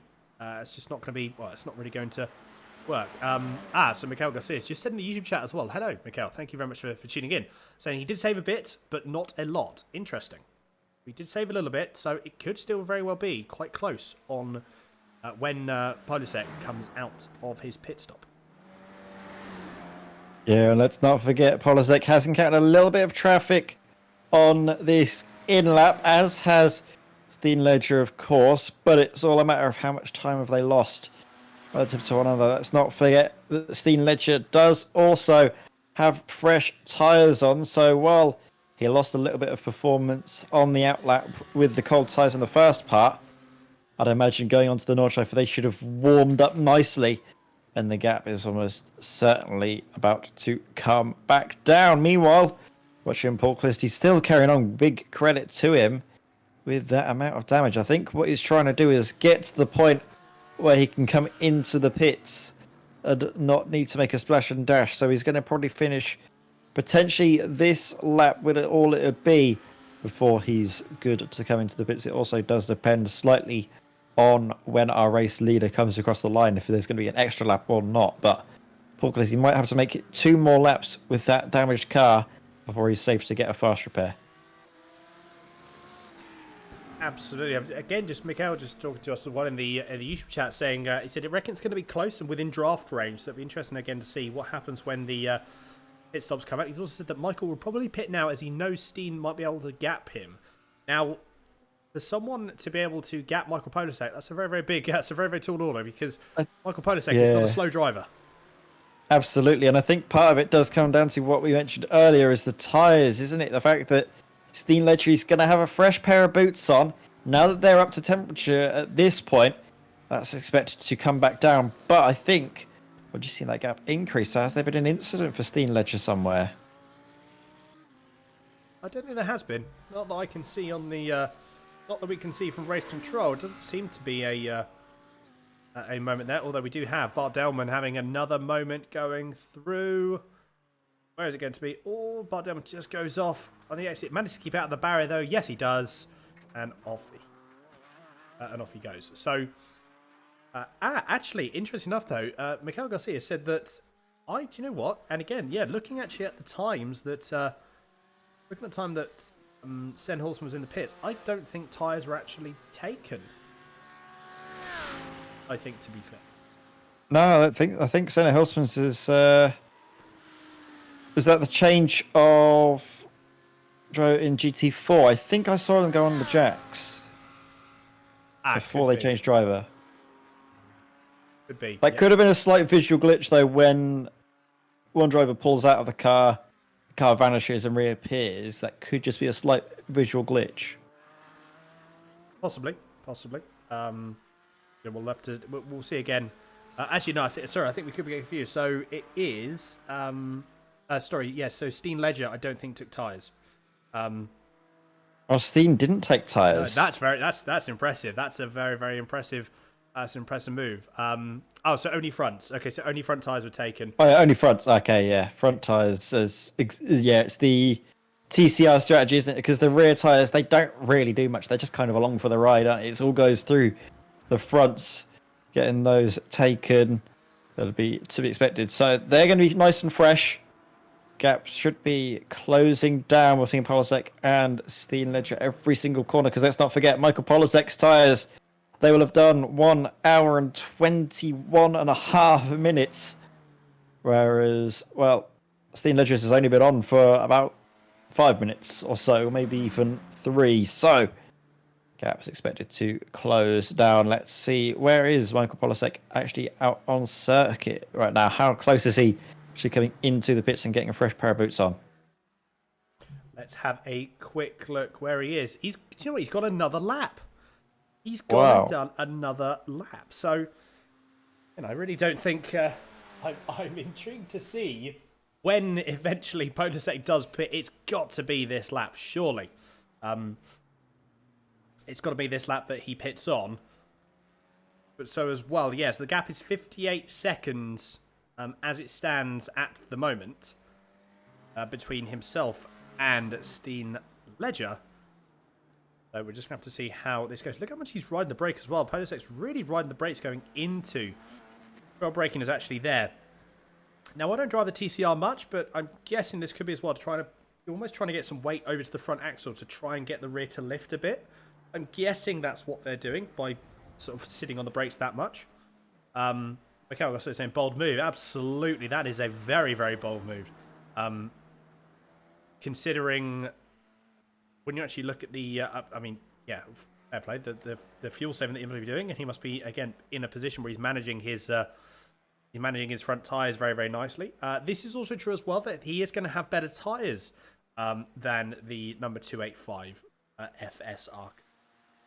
Oh, but then obviously they're going to be losing a bit of time at this point as well. But then there's some fuel. There's just so many different things to think about. There's so many different things to think about. It's almost, it's just too close to call, I think, at the moment. It's really not too sure what's going to happen. Just have to see how it develops going forward. I've seen that Steen Ledger on that last lap was around about 1.3, 1.4 seconds a lap faster than Michael Polasek. Michael Polasek did an 8:51.7. Steen Ledger an 8:50.4. As you know, that was the best lap. It's actually last lap. Steen Ledger was a little bit slower. So Polasek's actually been able to extend the margin last time. But of course, Steen's was on his out lap, I believe.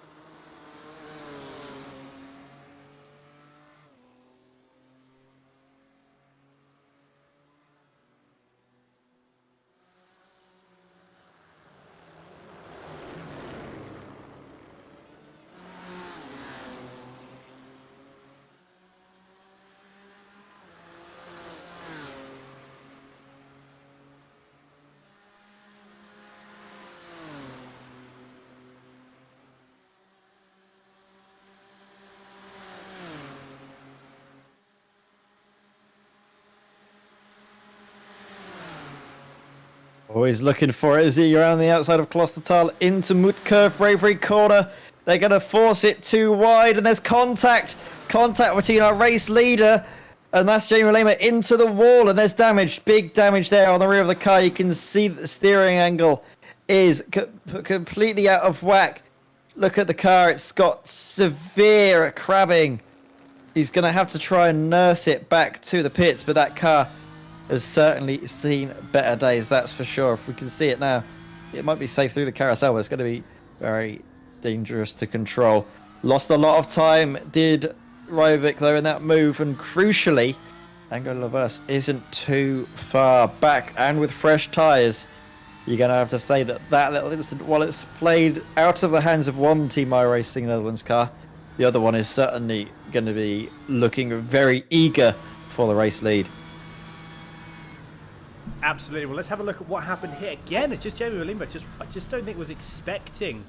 I mean, to be fair, maybe a bit of an earlier release of the, slightly earlier release of the throttle would have been good, just to try and sort of let the move from Revic happen a bit too far. Let's just have a look at it again from that perspective. Yeah. So as we go in, I think, as you can see there, Malema, he misjudges, I think, the width of the BMW in front. And if it was any other GT3 car, it might have been safe, but he turned it a little bit too early. The car was still there. If he turned it a little bit later, he might have been able to hold it around the outside, potentially, and get the inside into the next corner. We're going to see the aerial shot, which should tell the story in a much better picture. Yep, there's nothing really that Martin Van Roerijk could have done there. He can't just vanish. Unfortunately, Jamie Malema, a small incident, a small mistake has big consequences. Yes, absolutely, very, very true. And now, as it goes, so I mean, Jamie Malema managing to keep the car going. So very good stuff indeed. Bart Delman, those had another small incident. Where is this? This is going to be again into. Oh, again, could this be another? No, it's not another sanitary break. And Bart Delman just again. I think we've. The second time we've seen that now. So Reivik had that the first time, and I think he just forgot where he was going. And I think Bart Delman may have had the same thing. It's very strange because we were using this layout the last round as well. The last round of the championship, round 3, we were using this variant of the VLN Nordschleife combined circuit, where you sort of dip around the right-hand side right after the Mercedes arena section. So very strange to see drivers getting that all sorts of out of shape. But are we going to soon see Michael Polasek come into the pit lane? That's the real question, I think. Is that Michael just up the road? No, that isn't. That is Andy Scott for Quantum Racing. Where is our TCR class lead? Because I can't imagine him being too far back. In fact, I think he's just coming up to, is that the Bellhoff S's now? I believe it is.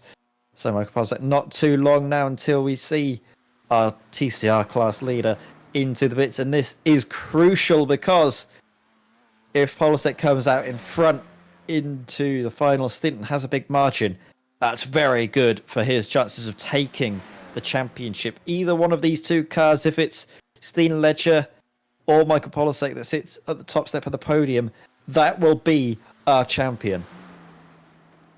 And I tell you what, that's going to be, again, there's going to be no love lost between these guys here. No loss between these drivers. So at the moment, Malema, he's lost out position to Holmes. Obviously, naturally, he's gone into the pits. It will just be, I imagine he'll be brimming the tank as well. And then he will be... again, Miguel Garcia is saying, unless he nails the entry and the fuel, he'll be behind Steam by about 2 seconds. Interesting. Ooh. Interesting enough. So again, we'll have to see how that goes. The gap it has come down though. It's 57.8. It's not come down by a lot, but it has come down nevertheless. Also, we've got as well Adam Patrick as well in the YouTube chat. So hello, Adam. Thank you very much for tuning in. Pascal Tigala is now in the... so yes, he is the teammate to Malema. So he has now jumped in the car and he will be finishing the race. Now, if they're taking... they've taken fuel. They'll take tyres as well. Possibly. These guys might not be taking tyres, actually thinking about it. And instead, they may be. Actually, let's have a quick look and see what they are doing. Is the car up on jacks? Yes, it is. So they are taking tyres. I suppose there's nothing to lose at this point. They're going to try and see if they can claw something back. Ross Yost is the person that's now directly in front of them. But it's going to be a very, very big gap. There is Pascal Tigala, and off he goes. But yes, more importantly, going back to Michael Polasek, where is he coming through? There is the pit lane, there is the entrance, and off he goes. So like I said, he's got to absolutely nail the pit entry. He goes in pretty quick. We're not too sure how this is going to go. Seemed a little bit cautious actually on pit entry. Polasek doesn't really want to get any penalties, but he is doing the little technique you can see there on the right-hand side. He's shifting through the gears, using that to go a little bit above the 60-kilometer limit. And in fact, actually, iRacing gives you 59, so he's getting a few extra miles per hour up onto the jacks now. And here is Steen Ledger coming down the dot and just straight. He knows that that Michael Polasek is going there, but Steen Ledger, he's not actually on full throttle. You can see the right-hand side. I think that is the throttle, not the revs, if I remember rightly. Actually, no, that is the revs. Sorry, my mistake. So it comes down through the final corner. Is Polasek going to exit the pit soon? He's going to really need to get going now. And he does. Oh, look at that. Perfect. But Steen Ledger, he's going to be trying to go around the outside. Is he going to pull it off? Polasek's just coming out of the pits now. They're going to be very close coming into the first corner. And Steen Ledger, he's going to have his car in front and he's going to take the lead of the race. You can't get much closer than that. Going out of the pit lane, though, that's brilliant stuff. Well, to be fair, we've just all taken a deep breath. I'm sure Mikel Garcia's taken a deep breath as well. But Steen Ledger, the number 285 Full Send Racing car, does indeed take the lead. Although the question to now ask is, for how long Michael Polasek? He will have better tyres. This is also as well to consider.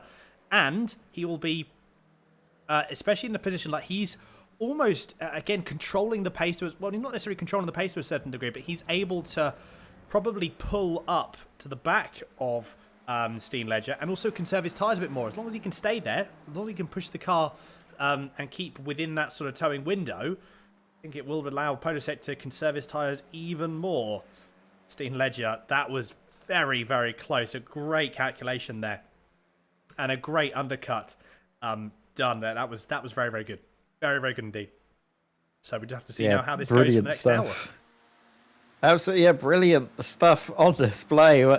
Steen Ledger, he's in the driver's seat now. He's in the lead. That flying lap that he did to build the margin was just enough. A 8-minute 50.79, just a little few tenths shy of that car's and the TCR's best lap this race so far.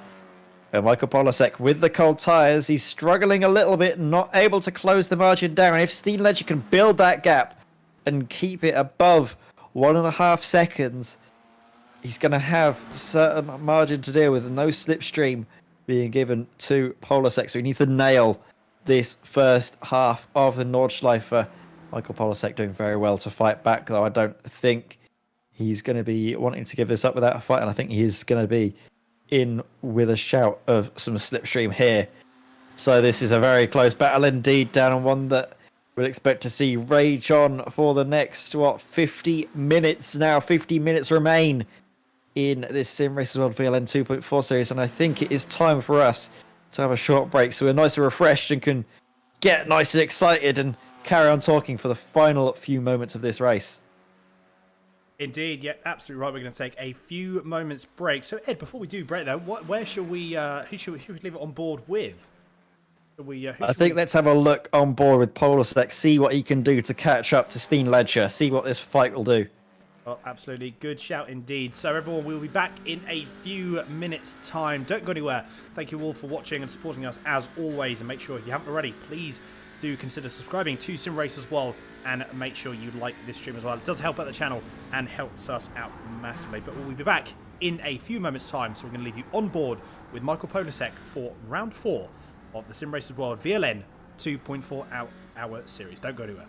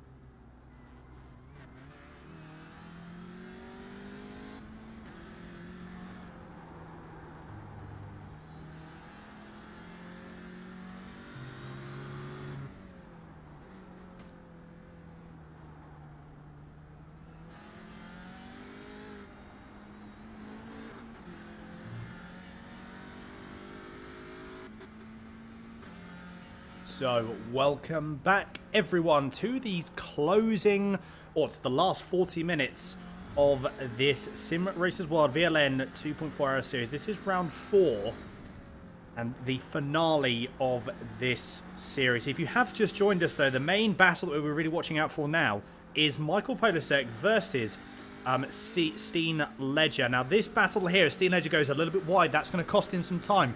You obviously heard me when I said that. So this is going to be costing him a little bit of time. And I believe, Ed, correct me if I'm wrong, but the person who, and the team who finishes ahead in this series, so the TCR category, takes the title. Yes, absolutely. Second place will not be enough for either team, for either driver this evening. So it's going to be down to this final few 40 minutes of the Simracersworld VLN 2.4 series. And we've already seen Steen Ledger go off track once, but he did go off track a little bit earlier. Dan, I was having a little bit of a look here while I was having a drink and getting myself nice and refreshed. I just caught him have a moment going through, I believe, into or out of the second carousel. Ah, so that'll be why. That'll be why the time was lost. Gotcha. Well, like I said, this is the battle that's going to be going on. Look how much Michael Polasek is trying to take. He is absolutely driving the wheels off of that car as Steen Ledger goes a little bit wide there again. So Polasek putting him under so much pressure. And already it's starting to possibly get to Ledger a little bit here. So we're going to have to see again how this develops and how this continues as we go through these closing stages. No more pit stops for the TCI cars either. So that is it. These guys are done and dusted. They don't need to actually make any more pit stops now. So it is just simply a fight to the flag.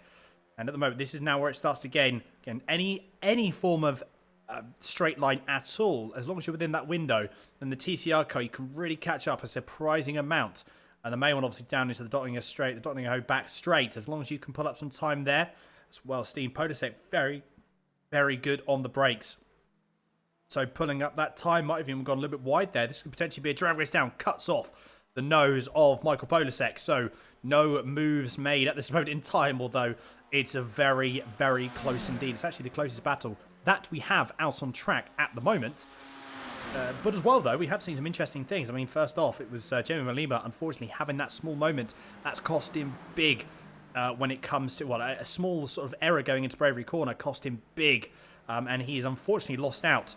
At the moment, Pascal Tigelaar, his teammate from the iRacing Netherlands orange car, the number 1, is currently now in P5. He's a fair way down from Martin van Rijwijk, who possibly has had another small off. I'm just having a very, very quick look on the...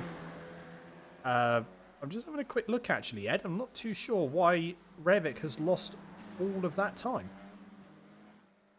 He's had to pit again. Oh, he must have done. Is this a tactical pit stop, though, to pit slightly earlier? Because he should be good till the end of the race still.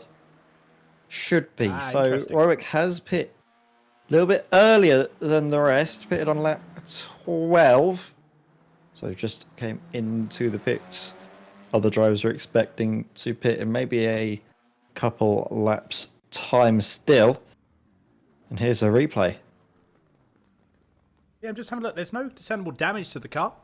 It could just be, yeah, the shortest pit stop possible. Have a quick look around the car. So in terms of the actual suspension, nothing really seems to be out of the ordinary. So yeah, as you say, it could just been a tactful sort of move and could be trying to, again, as early as they can, pit, take as little fuel as they possibly need, and then jump straight back out on the circuit. I'm just having a look as well at their times. And their last pit stop was still 56 seconds. It was 1:23 was their last pit stop. So I'm really not sure what was going on. What was going on there? Maybe they did decide that, you know what? Yep, new tyres are going to be the best way forward. I really, really don't know. So we're going to have to see. Potentially we can get some more information, or as well, we'll just see how it develops as we go. But yeah, a minute and you've got 40 minutes left to go. Under 40 minutes left to go, actually. And I'm really not 100% sure what the idea was behind that, but I'm sure we'll see going forward. But again, Polasek and Ledger, very, very close indeed. It's 2 Audi TCR cars rolled into one.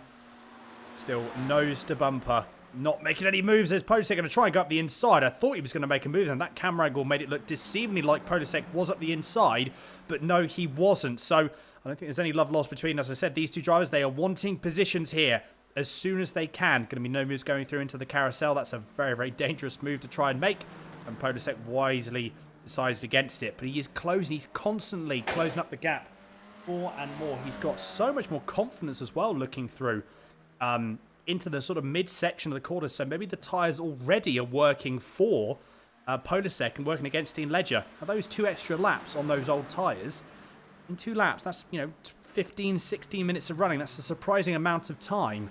These tyres will, I'm sure, be definitely giving them a helping hand with that. But hopefully, when it comes to the latter half of this race, it's really going to spice things up, because TC and Ledger going a little bit wide there again. But these drivers are both pushing absolutely flat out. Yeah, they certainly are. They're pushing, like you mentioned, flat out till the end of the race. Michael Polisek with a slight tyre advantage, but only by the tune of a couple of laps difference, so shouldn't be too much of a factor at this point. Maybe towards the end of this stint, you could see it come in his favour. However, for the moment, these two are still locked in a nice tight fight as they come now through the Belhoff S's. Actually, that's going through Flansgarten, my mistake. Then after this, they'll come through into the Belhoff S's for what will be their, well, I'm not sure if it's their 14th time. I think it's their 12th or 11th time, I believe. A couple laps down on our class leaders, of course. Close margins, though. I think Polisek, if he wants to, he could go for it here. And this is where we saw the mistake from Steen Ledger last time. I think he's been able to get through it nice and cleanly this time, though. So, what we're going to see, we're going to see maybe some gamesmanship from Steen Ledger trying to weave left and right to break the toe. Is Michael Polisek going to follow, or is Michael Polisek going to go for the move now and try and build a gap? We've seen mistakes early from Steen Ledger, but he's going to get a slipstream from the car in front now. That's going to help him out no end. That is indeed going to help him out massively. I can't quite see who that is. That's number 40. That's number 17 car of Andy Scott from Quantum Racing Black. So he allows these cars to move forward. Now, it did help Steen Ledger for the start, but it's not going to help him for the latter half of the back straight. So Polisek is going to be closing that gap. I wonder as well, look at that guy. Steen Ledger goes on the outside, interestingly enough. Again, trying to break that toe as much as he possibly can. And you know what? It actually worked, I think, to a certain degree. Because Polisek couldn't quite, whether he wasn't expecting it or something. Not too sure what happened there, though, with Steen Ledger. That was an interesting move. He was on the brakes there as well for some reason. So, really not too sure what's happened. Kim Bayet on YouTube saying, go, go, go, Sten Halsman. At the moment, he is going very, very quick indeed. But Polisek, look at that. He's right onto the back of him. Gives him a bit of a nudge for good measure. I thought Steen Ledger was going to go into the pits then, but decides against it. Again, look at that. Trying to break the toe as much as he can. Do you know what? I don't think it will be enough this time around. If Paul said he goes to the inside, I think he's going to have to, because Polisek, he's got to slow down. I think that's why he's dropped that time. Or potentially he's just allowed Polisek to then go through. I wonder what was happening there. Can't be team orders, surely. No, I'm not entirely sure what is going on. Maybe he's hoping to stay behind and save. I don't think he's needing to save fuel. He should be good till the end of the race. Potentially, what this could be is an attempt to look after the tyres a bit more, have the slipstream to help out, and then that means that he doesn't need to push too much into the corners. Instead, can slide in behind. But now look at it. It's now Polisek's time to lead the train and to try and break the slipstream. It is a little bit easier to follow than lead in these TCR cars. So, what can Steen Ledger pull off here? Is he going to try and get back and have a chance come the end of the race? Maybe that is also the key point. Is we've seen previous times before, cars that start the final lap behind, quite often actually the end of the final lap in front. Well, I mean, to be fair, if we're looking at the times here, Polisek's actually already pulled out about 0.6 of a second. So if Ledger was actually trying to let him by to save the fuel, I think he's actually a bit too far back. By the time they actually go through and come then back onto the dotting hoe, although it's still very, very close. I really don't know. I don't know what the idea was around it. Oh, slow down there. I thought that was definitely going to slow down, I think, for Polisek. because he jumped on the brakes then just to try and possibly get rid of any slowdown that he did have.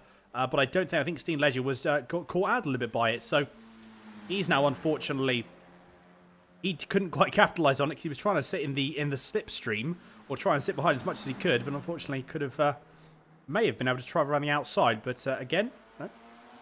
It's one of those things where he is close enough, though. He needs to maintain this gap now for the remainder of this lap, so that then when he jumps back onto the the main straight, coming down the dotting O, then again it should be a role reversal, and I'm sure we're going to see Michael Podolsek weaving desperately to try and break any toe that is there. As we go through, nothing at the moment. Obviously, you can't really do it when you come over the crest, going through fast right-hander now, completely flat out as we go through on the exit. And now for what seems like an eternity for Michael Podolsek, it'll be absolutely flat going down into the next couple of corners. No trying to break the toe, actually, so I think he's, well, just letting it happen. If anything's going to happen, he's going to let it happen. But what's Steam Ledger going to do? Pulls out, has a bit of a look, decides against it, though.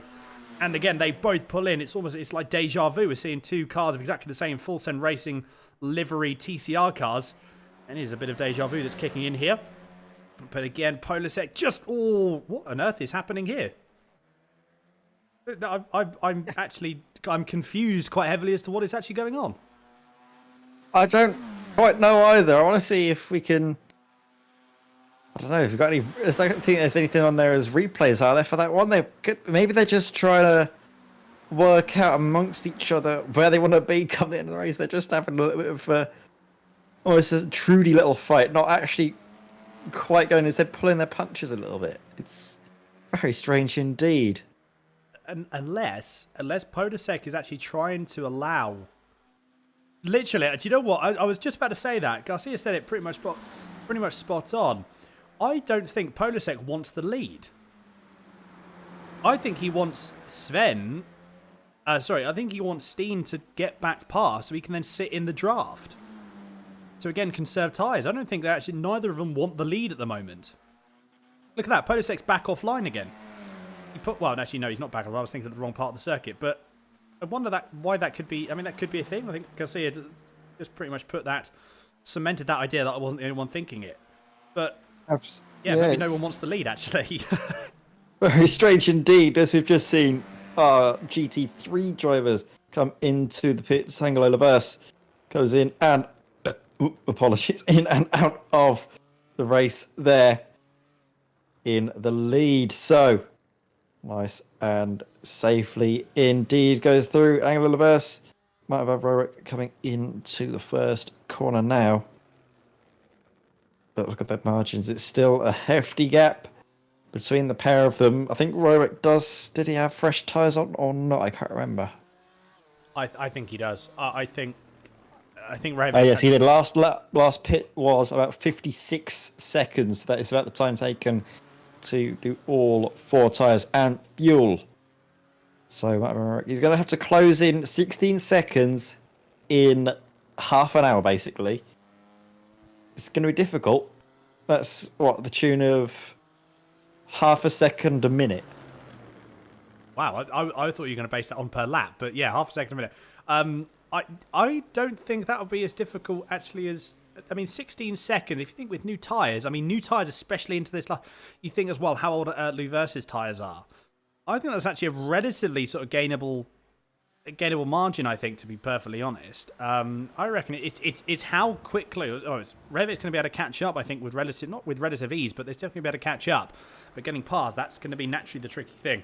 Again, Kim Bay saying P2 has an advantage and they both know it. 100%. P2 always has an advantage somewhere like here. And Miguel Garcia as well, because obviously he's part of the Full Send Racing team. And the Full Send Racing squad, he is in their Discord as well. I'm sure that they're all having a bit of a laugh as well. So I'm glad we can provide some entertainment to everyone's afternoon and early evening.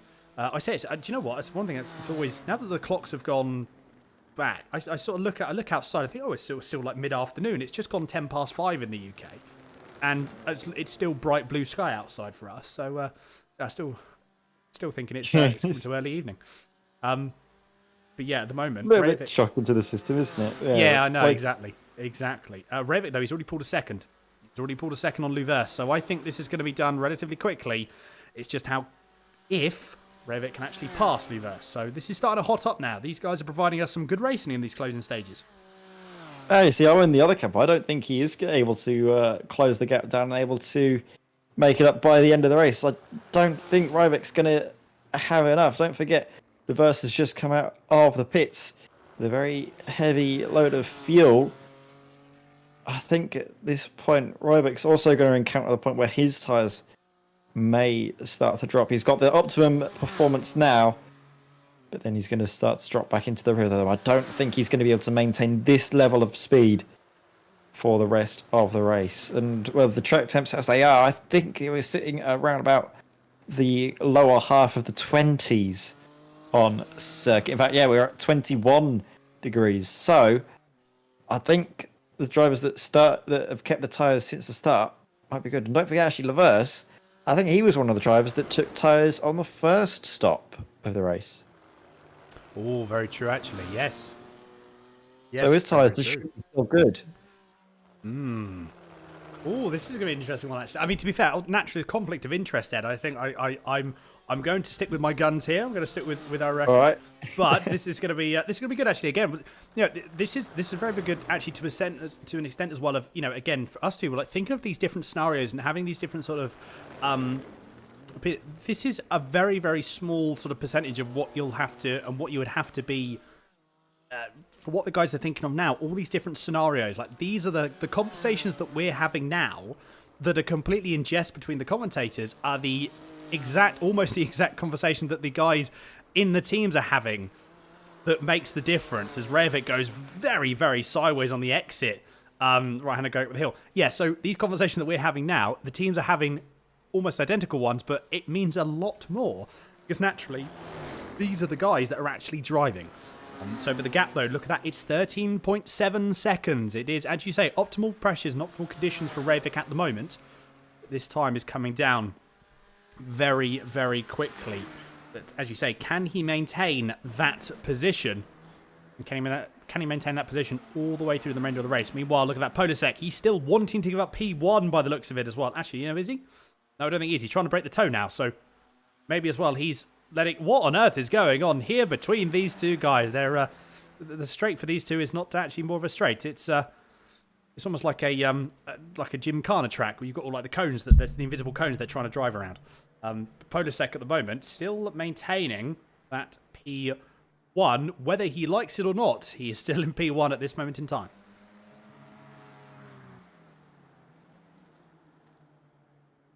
Well, I think we may have possibly... sorry, Ed, is there? I think I'm back. Sorry, my mic had a slight hiccup. I had to quickly fix that, but I'm back now. And yeah, like you mentioned, it's a bit strange what we're seeing at the moment. What maybe I was thinking could be happening is the fact that Polisek was going to pull over to the inside and do what Steen did, get on the brakes and allow the other car to get through. But Steen getting right up behind and basically following meant that he couldn't get on the brakes and stop to give back the lead of the race. So maybe that's Steen's way of basically forcing Polisek to lead. He's just following him so closely that he can't pull off the way and allow him through. I mean, that's my thinking. It could also just be tactic to break the toe, but the other one's quite funny to me. It's the humorous side, isn't it? Seton Hulsman's again taken over the 64 Racer Cayman GT4, and at the moment in time, again, these guys just have to finish. I believe, correct me if I'm wrong, Ed, these guys have to finish and they will be taking... Oh, no, sorry. It is Martin Pearson in the Sapphire Simsport car because that has been driven, I believe, all season long by Isaac Barkley. So with that, with their result, that should see Sapphire Simsport crowned GT4 class champions. The GT4 class champions. So at the moment, while Sen Hulsman's and the 64 Racer car will be taking glory for the final round overall, yeah, as you say, Martin Pearson just needs to bring the car home. He will be taking the checkered flag. He'll be taking the championship win. Oh, Rolex just had a moment. I've just seen Rolex had a moment. Oh, let's have a look. We've actually got a couple of ones. So we've got Martin Pearson that's had a moment here. Speaking of the devil, we're on board with him now. That's just a slight... just go slightly wide. Nothing major there. But yes, Martin Martin Revic, what happened here? Oh, again, is it going to be too fast going in? How much? Whoa! Big moment. Oh, dear. That is a big, big crash. Oh, my goodness. Could be raced over. Depending on the damage done to the front of a car, you can see him going slowly here. That potentially could be race over. Not getting up to speed whatsoever. The car not playing ball at all right on the front. I think that's where the engine is in this car as well. He's going to have to nurse it back to the pits. That's probably a meatball flag. Oh, bitterly disappointing. We were hoping to maybe see a fight come the end of the race, but he was just pushing that little bit too hard, wasn't he? Might work with the fresher tyres towards the end. You can see the gap coming down, but taking too much speed there into that right-hander. Sadly meant that his race is probably not going to be ending out the way he was hoping. You can see definite damage there, struggling to keep the car in a straight line. He still has a fast repair, of course. We can salvage something from the race, but the class lead, the race lead, is seemingly unlikely. Unfortunately so. I mean, looking at it, where is Pascal Tigelaar? So, Jamie Malima, do you know what? For see the iRace Netherlands orange car, podium may not be too far off of the cars yet. At the moment, looking at the gap is 30 seconds, and actually it's going to be coming down now, but how much is it going to come down by? So there is Pascal Tigelaar. I think, to be fair, this is actually might be a done and dusted deal. So Martin Revic is just jumped into his pit box now. It should just be a fast repair, and then off he goes. He won't be needing any more fuel. He shouldn't be anyway. But that should be... He should have gone by now, though. But look at that. Pascal Tigelaar, he now takes P3 provisionally from him. But where is Ross Yost as well? He's just behind. So this is a battle that's actually going to be kicking up. I didn't actually notice the gap's 2.2 seconds between the two and between the pair. So possibly as well, we're going to be seeing Van Rejovic hasn't actually left the pits yet. Oh dear, could this be the fact that they have no more fast repairs left? That could be. I mean, we have seen that car suffer damage a fair few times this race, haven't we? We've seen mistakes come through, and unfortunately that could be the final nail in the coffin. But like you mentioned, this fight is starting to come to the forefront now between Ross Yost and Pascal Tigelaar, and this is, like you mentioned, for third place, the bottom step of the podium. But who's it going to be? Ross has been showing some good pace at this moment in time, but Pascal Tigelaar as well. I think both of these two cars have got fresh tyres as well. I think Ross Yost, I saw, took a 45-minute pit stop. Pascal Tigelaar, a 1-minute pit stop. Interesting stuff. So yeah, absolutely. Like, as you say, both these drivers should have had... yeah, Martin Rejovic is still in the pits. I think that's his race done and dusted.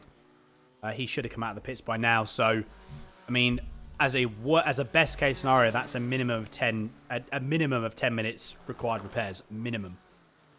If it's an engine damage, it's half hour. So we possibly might not see Rejovic out for the remainder of this race, which will be a big shame. But it does mean though that the battle is now. There's two battles that are still going on. So Angelo Luvers, again, the strategy has played out for him. Obviously, naturally, not in the way that I don't think he wanted to. But Luvers and the iRacing Netherlands white BMW is currently leading provisionally by 27 seconds on Eunice Holm. And then Pascal Tigelaar is in P3, but he is being hunted down by Ross Yost. And the gap is just under now 2 seconds. So Yost is catching up. Not catching up by a lot, but he is catching up. Is that going to be enough to catch up in the next 20 minutes? We are going to have to see in these closing stages. If this is going to be close, this is really sort of it's starting to get exciting. That's Paul Cleese as well. That's had a moment facing the wrong way. I'm sure that worried both Tigelaar and Yost as they drove by. But hopefully Paul Cleese can get the car going again. In fact, to say that, I think he's actually jumped back to the pit. So unfortunately, Paul Cleese could very well be out of this race. Yeah, I just noticed that as well. Paul Cleese out of the race, unfortunately. Rejovic as well. I think he used his only 2 fast repairs earlier on in the race. You only have 2 for this final round. So Rejovic losing out on that occasion. Here is a replay of clears. Oh, and he collides. That is with second place in GT3. What? That was a very strange rejoin. Oh dear, not good at all. So where was the first one? So where did Paul Cleese go off? So this is where he went off. Let's just have a look from the blimp cam as well. So again, same place here. It just goes through. I mean, to be fair, nothing really out of the ordinary when it comes to joining. Lets the car roll, obviously trying to make sure. And then unfortunately, so he does pull off the circuit. And just, oh, that was a hefty hit. And I mean, unfortunately, that was all Paul Cleese. Realistically, that would be considered an unsafe rejoin. Now, whether there's a couple of factors that generally happens here, and then goes into the wall for good measure there as well. Now, there's a couple of things that could generally happen. One, if you're on like a single screen, as well. Naturally, obviously, it's a little bit difficult to see sort of what's around you because you haven't got any sort of visual side to side. But oh my goodness, that is a terrifying. Actually, it's made. I'd tell you what, it's Paul Cleese has actually improved the look of the BMW there. Now it's not got a front bumper. That's one positive. See, I like the front bumper. I like the front bumper of the BMW. It's grown on me a lot since it came out, and maybe it's my bias because I did run a lot of it in the Simracersworld BMW Trophy. Grabbed a few race victories in it, so maybe I'm biased in that respect. But I like it. It's got a little bit of a face. It's got like little bunny rabbit teeth at the front. The little two, what people call big nostrils. I look at them like little rabbit teeth. Well, I mean, either way, unfortunately, a very, very horrific sight. The bunny's face has unfortunately been removed on Eunice Holmes' car, and it has no front bumper. Now, how much this is affecting? Bear in mind, the gap is 26 seconds. 26 seconds. There's no point jumping into the pits. There'll be too much loss of time. So Eunice Holmes just needs to maintain as much pace as he possibly can, and try and just nurse that car back. I wonder. Let's have a quick check on the roll bar. Has he actually got any damage when it comes to the steering? Do you know what? I don't think he has. So luckily, he's got no damage to steering, but naturally, he will have damage everywhere else. There'll be a lot of aero damage. He will look at the pace of the car as well. So if we were to jump on board between both of these guys, so we'll have a look. So let's have a look at Angelo Luvers, and let's see what pace he gets up to. It's probably going to be around the 2.7, I think it's the 2.85 kilometers. Actually, it's not 2.85 kilometers an hour. That's quite fast. It's probably going to be, I believe, around the 2.65 kilometers an hour. Or am I being completely wrong? And I can't remember how fast these cars go in kilometers an hour. I think you might be right the first time. I'm not sure because when you go downhill, it does speed up a lot. I think it's close to like 2.76, 2.72 gotcha. Yeah. potentially. I think we're going to see as they come over the crest of the hill, then they come back down. Got plenty of speed. What is the speed differential between, well, Angelo Luvers and Jonas Holm? Going down, we're coming up to the fastest point here. 276, 277, I think Luvers got to there. And then on board here, Jonas Holm, definite lack of straight line speed here. Only about 255. Well, are we sure, though? Because he's still I accelerating. don't know, it could, maybe the gravity will help him down, but I don't think so. I think it's topping out at 260. Does the downhill give him anything extra? We'll probably give him a little bit.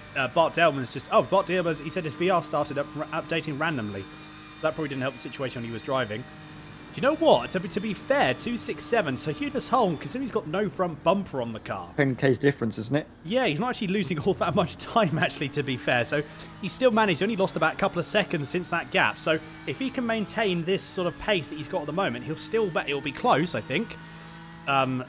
Especially with the fact that this car will still be really hurting going down into these corners. It will be hurting everywhere, but straight line wise, it's not actually losing too much time. But yeah, and Bart Delman also made a very good point. He said engine will be cooled very well. This is a good point. The engine is indeed going to be cooled very, very well. But iRacing can be a bit wacky with that. Sometimes you get damage to the front of your car. iRacing doesn't quite understand the fact that the engine will be cooled if the entire bumper's ripped off, and sometimes you can get overheating and then the engine blowing on you. So we'll have to hope that that's not the case. If you remember driving, was it the HPD, where that was yes, quite keen on blowing up? yes, that might be we'll have to hope that that isn't the case. It is the same damage model, I think, because it's not the new damage model where you see bits of the cars flying here, there, and everywhere. It's the older styles. Maybe some could be a little bit vulnerable. He's going to have to hope, though, it can last for the next 14 or so minutes. Can't believe 14 minutes left to go, and that's it. This has gone, again, really, really quickly. This race here has gone incredibly quickly. But yeah, I mean, we've definitely seen some of our fair share of action, as per usual, haven't we? So considering that, again, when we look at it, I tell you what, it's really weird seeing the BMW without a front bumper. It's very, very strange. Yeah, it's... While, again, the grid, we've seen some mega action from the grid that we've got here. Just had a look as well. Sorry to cut in, but look at his last lap time, an 8-minute 2.99. Our race leader did an 8-minute 2.71. So with the contact and the damage, Jonas Holm is still lapping in the realms of our race leader. So possibly then, so Angelo Luvers, this is where, again, maybe he might have had a bit of an off somewhere, potentially. Again, he's just taking it nice and easy. I mean, to be fair, you've got a gap of 34 seconds. I think I'd be at least probably travelling at sort of 7-8 tenths. Just to try and keep definitely something within the bag, just in case. Although, actually, one of these problems with the Nordschleife is if you drive too... This is going to sound a very, very strange thing.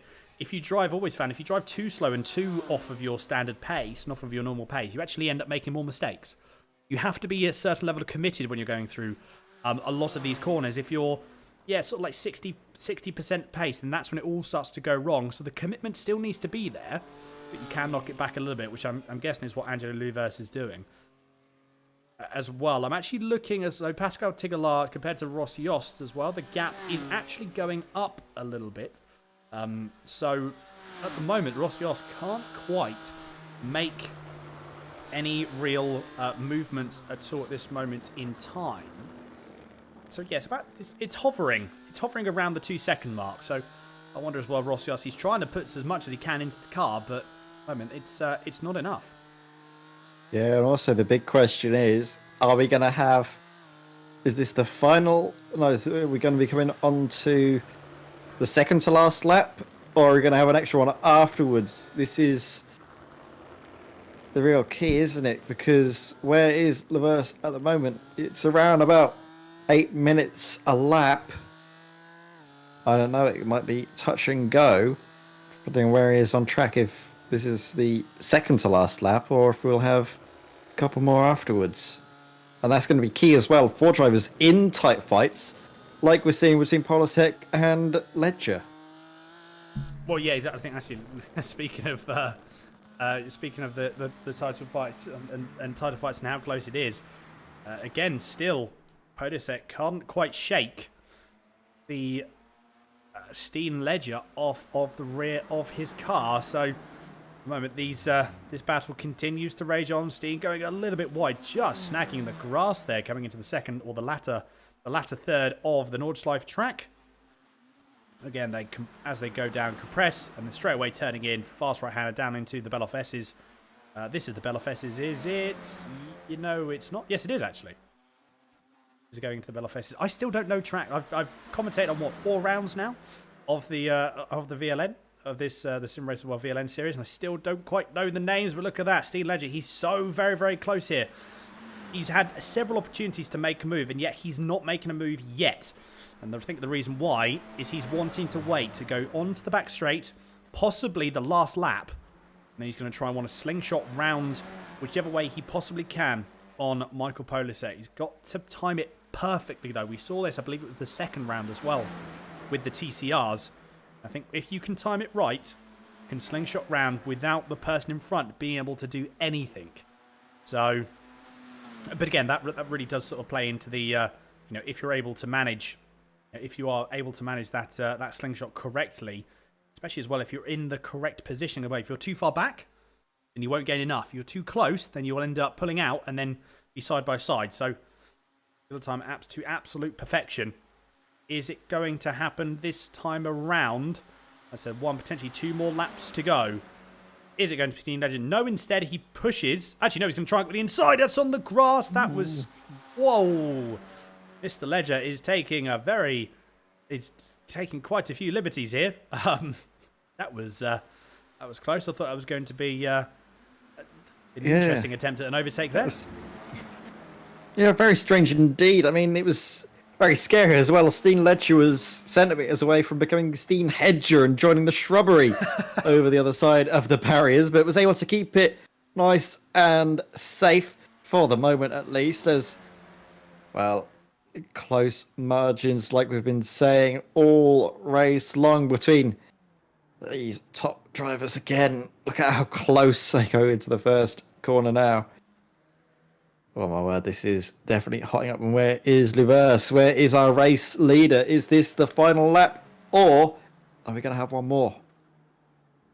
Well, to be fair, let's have a quick look. Where is he? There is Angelo Luvers. Bear in mind, when the timer ticks down, that is going to be it. No, this is going to be, he's on the final straight now. This is going to be the final lap. So one more lap to go. And then that is going to be it. Angelo Luvers is going through on to Ollie Peacock's just put Steen Hedger. Yes, that's I think Ollie Peacock likes your name there. Yeah. So and then Mikel Garcia's just putting there say cooler down the tyres, Porsche Esports Super Cup style. So is that a thing that the pro guys used? Is that a thing that they did? I mean. I don't know. It sounds wacky enough for that to be a thing. Exploiting the physics of the sim as always.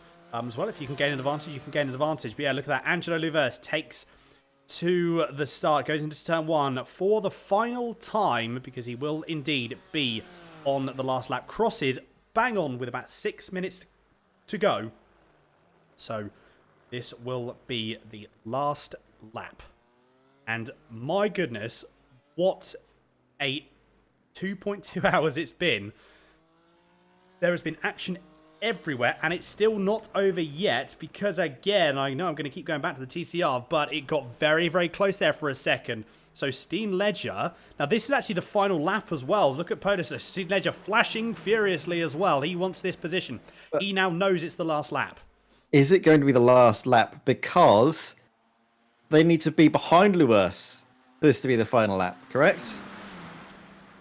This is true. If they're ahead, if they go across the line ahead of Lewis, our race leader, who's now just coming up to the chicane on the GP section, I don't think he's going to be close enough to catch them and pass them. You know, what's the difference? It's about a minute differential.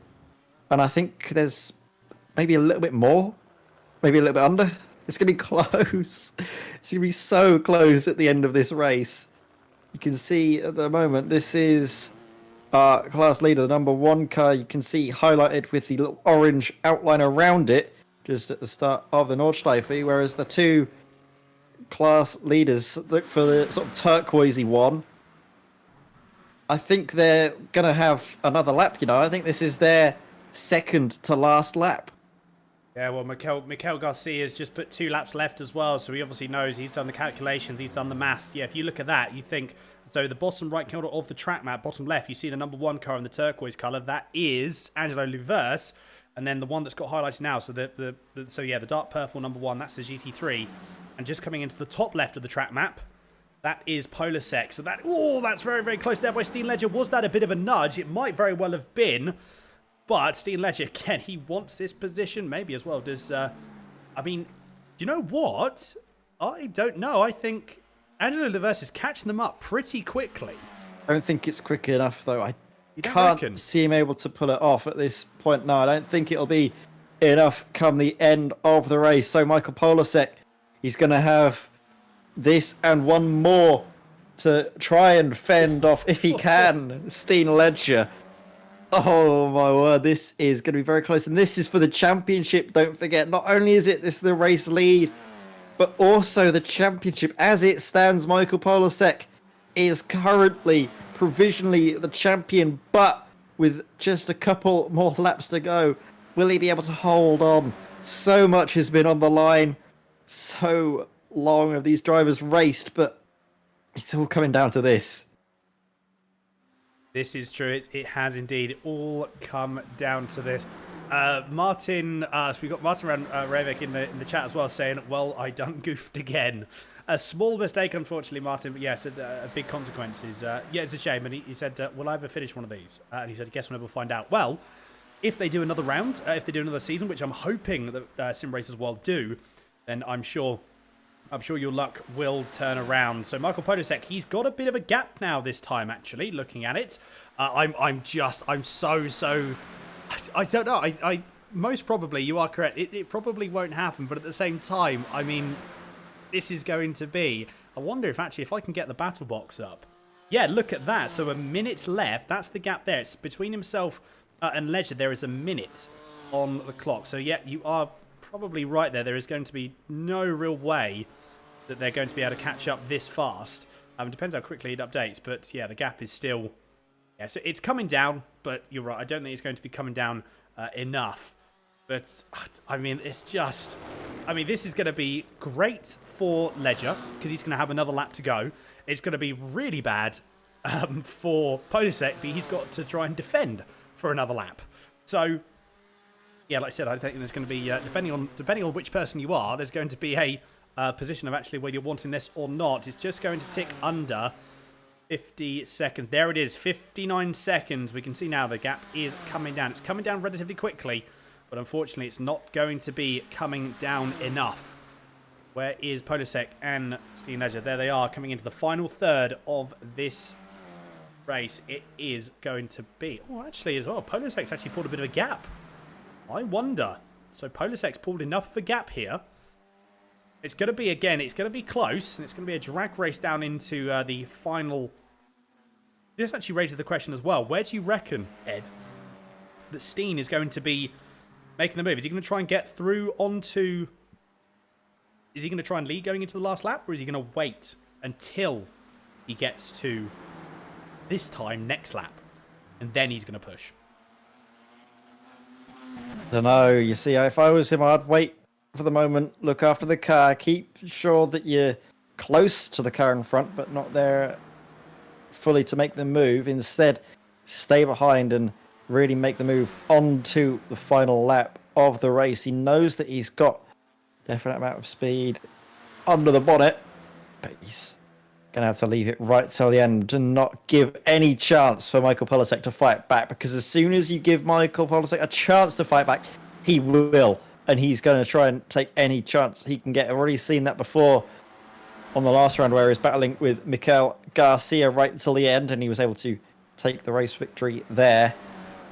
It's going to be very difficult indeed to try and get one over Podosek, who's already got 2 race victories to his name this season, won the first and the third rounds of this championship, and he's going to have to make it a third race victory this evening to win the championship. Close behind those, Steen Ledger. This could be a chance to potentially make a move, but I don't think so. Well, we just had Mikael Garcia as well in chat saying that he'll wait, I can promise. So, obviously, Mikael Garcia has told him that he's got to take it nice and easy. He's got to wait. He's got to make sure he doesn't make the move. But Steen Ledger, I thought he was going to actually ignore what you were going to say, Mikael, then for a second. But he is indeed. You can see that he would have made the move back if he was going to. So he is now waiting until the final lap. Again, 2 TCR cars becoming 1. There was a bit of a nudge there. So getting pushed along by Steen Ledger. It's so close between these two guys. I honestly cannot. It could go absolutely either way going through. So let's keep an eye out for this time next lap, because this is where it's going to become very interesting. So we're going to have to move away from these guys for a few in a few moments' time, and then see where Angelo Luvers is, because he will be coming through. The timer has ticked over. So let's have a look where Angelo Luvers is. There he is, coming down the main straight for the final time for himself and for the GT3 cars. So he will be taking the race victory for the final round. So glory on the final round for Angelo Luvers. And Ed, if you want to take him through the last few corners.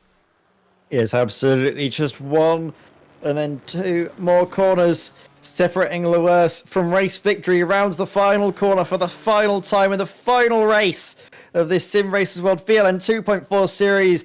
Angelo Lewis for Team iRacing Netherlands White takes the checkered flag, and wins this evening's race. The fourth round goes the way of Team iRacing Netherlands White, and the celebrations can start. Caps off what has been a great season for them, and that secures their point, I believe.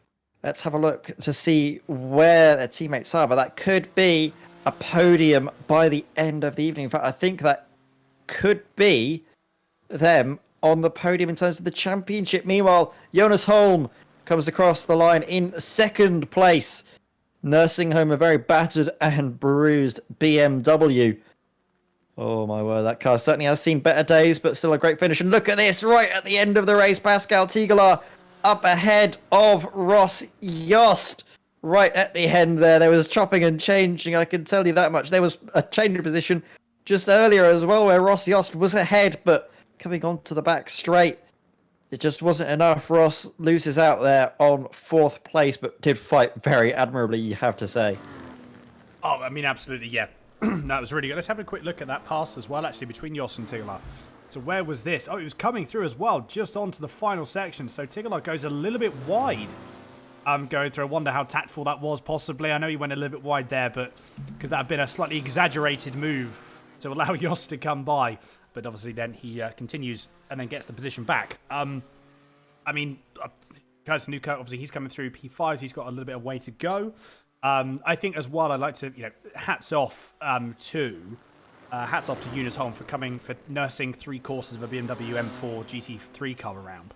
Across the finish line in P2. That was very, very good indeed. John Roberts, Ryan Walker. So John Roberts does indeed get the move on Walker, and they have so they go through, and John Roberts takes the last step on the podium, and then Ryan Walker comes home in P4. So again, the few of these guys are finishing up now, but the people we can now take our attention to, well, I mean, Sen Hulsman, and he's got a little bit of time to go, coming through again into these final stages, down into the Beloff S's. So he's got a little bit of time, a few more corners left to go, and then he will be bragging right for the final round. And Martin Pearson, he's only about 8 seconds behind. He just needs to finish. He's got a third of a lap to do, a quarter of a lap to do. And then he will be taking the rights with himself and Isaac Barkley to the championship win. But all importantly, though, I've just had a look. Look at the gap between Polasek and Ledger. Ledger's actually dropped back. He's dropped back a second. That's not going to be enough. That's no way going to be enough for himself to try and make any form of move going down this back straight. So do you know what? Polasek could have actually got it as long as he can keep his head down. We're going to have to quickly jump on. Let's just see what the gap is. Look at that. It's a second. I mean, I really don't see how that's going to be enough. I think that Ledger, unfortunately, a small little few mistakes that he's made. Actually got a couple of off tracks. So where was this? This was one of them. One the two, what is it? Just going slightly wide going through? Okay, so that wouldn't have lost him any time. So I'm not too sure where that was. But, yeah, so interesting enough. That would create, look, 1.1 seconds. I think that's it. Yeah, but never say never, of course. Closing down, there's plenty of times for them to get a bit of slipstream. As we see now, Senna Hulsman's come across the line in GT4. Great result for Senna Hulsman's there for 64 racer in what I believe is Senna's first race in this series, as is Martin Pearson. So great job there by the pair of them. And to be fair, come the end of the race, only 8 seconds between first and second in GT4. Very competitive indeed, but I think Sapphire Simsport, that's them now crowned champions. Indeed, fair play to Sapphire Simsport. Very good stuff indeed. And Martin Pearson did exactly what he needed to do and brought the car home. But again, Sen Hulsman, very, very good performance indeed for taking the win. Meanwhile, the people left. So these are the 2 guys that we need to look out for. Curtis Newkirk has still got to cross the line, so he's not too far away, I believe, from crossing the line. In fact, let's just see where he is. Yep, he's got another probably 30 seconds, and then he will be crossing the line. And then once he does, it'll be down to then. Oh, interestingly enough, though, the gap has come down from Polasek to Steen Ledger. It has come down, just come down a little bit more. Seems to be coming down and then going back up. So I'm not too sure what's happening with the timing towers. Could they very well be lying to us? I'm not entirely sure. We're going to have to see. But yeah, Curtis Newkirk got half of the straight to go. And he will be taking home a P4 2.5. Said, unfortunately, look at that, Rejovic and Kleist. Unfortunately, the two people that weren't able to quite finish these laps and weren't able to quite finish the race. A bit of a shame, unfortunately. Look at that, Newkirk. Couple more corners to go. And then a P5 on the board for the final round for the Simpat Racing Blue. Number 24. That Curtis Newkirk, P5. Good stuff indeed. And a good result for the final round for himself. Yes, 2 more cars left to go, Ed. And this is going to be a very, very big one indeed. 0.8 of a second is the gap between the two. It was always going to be this, was it? Right at the end of the race, the action firmly focused. Now the spotlight shining on this, the TCR fight for class championship victory. Michael Polasek leading Steen Ledger, but the gap is coming back down. I said never say never. Is the long lap this Nordschleife circuit. Now 0.6 of a second. Ledger's been able to close right back down again to Michael Polasek. Polasek has been in the lead of this race. Basically, not quite since the start of this stint, but basically for most of the race. He's only had a couple of laps where he's not been in the lead. But of course, it's all about where you finish at the end of the final lap. So, Steen Ledger dropping back again. Couple of tenths sacrificed here and there as they come now through the Bellhoff S's for the final time of asking, the final time in this championship fight. We'll see these TCR cars battling out on track. It's going to be very close indeed through Schwellenbach and then into the second carousel. What's it going to be? Is he going to be close enough coming onto the dot and just straight down? I don't know if it will be. It's going to be close. It could be right down to the wire. Let's have a look at the battle box. It's 0.8 of a second. Now that could very well just be enough.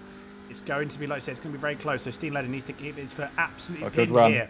We're going to have to see. This is going to be exactly what we thought. Polasek's trying to break the toe as much as he can, but I don't think it's going to be making too much of a difference, though. This is it. It doesn't make a difference at this point. You can weave all you want. All it's going to do is just slow you down even more. The gap's now 0.5 second. It's come down. It might still not be enough, although the closer and closer the Ledger gets, it's going to be taking over more and more. He just about touches the limiter. I tell you what, this is going to be so close. He needs to keep his foot absolutely pinned. Polasek needs to keep his car, needs to try and put his car in a position and not move. If he makes too many moves, that's going to be causing too many issues. Who's it going to be? It's going to be side by side coming down. Is it going to be Ledger? Is it going to be Polasek? I think, do you know what? Ledger's actually got the move done. Polasek goes wide over the curb. Manages to just keep it all in check. But then Steen Ledger goes sideways, going through the second to last corner. And Polasek, it's going to be a drag race to the line. But I think Steen Ledger has done it. What a time to perfection move there for Steen Ledger to take home the win of the championship for Fulton Racing 285. I mean, Polasek tried all he could, but it just wasn't enough. And 4 rounds of the longest circuit we have currently in iRacing, and it came down to 0.06 of a second. That is the margin that separates first from second in the championship. 0.2 of a second. Came right down to the wire, didn't it? But it was not going to be any other way. It was always going to be between those two. I think, to be fair, if Polasek kept his car in a straight line, he might have gotten away with it. But by weaving, he spent more time on the straight, and that gave more time for Ledger to get the slipstream. And that was it. That extra little bit, that extra 0.5 second of slipstream, gave him the chance to slip it down the inside and make it too wide through the final sector. And from there, he was always going to go for it. It was Steen Ledger. He had nothing left to lose. He was in second place. He had to roll the dice, and it just worked in his fortune. But it was such a brilliant conclusion to the championship for TCR. They've given us great racing all championship long.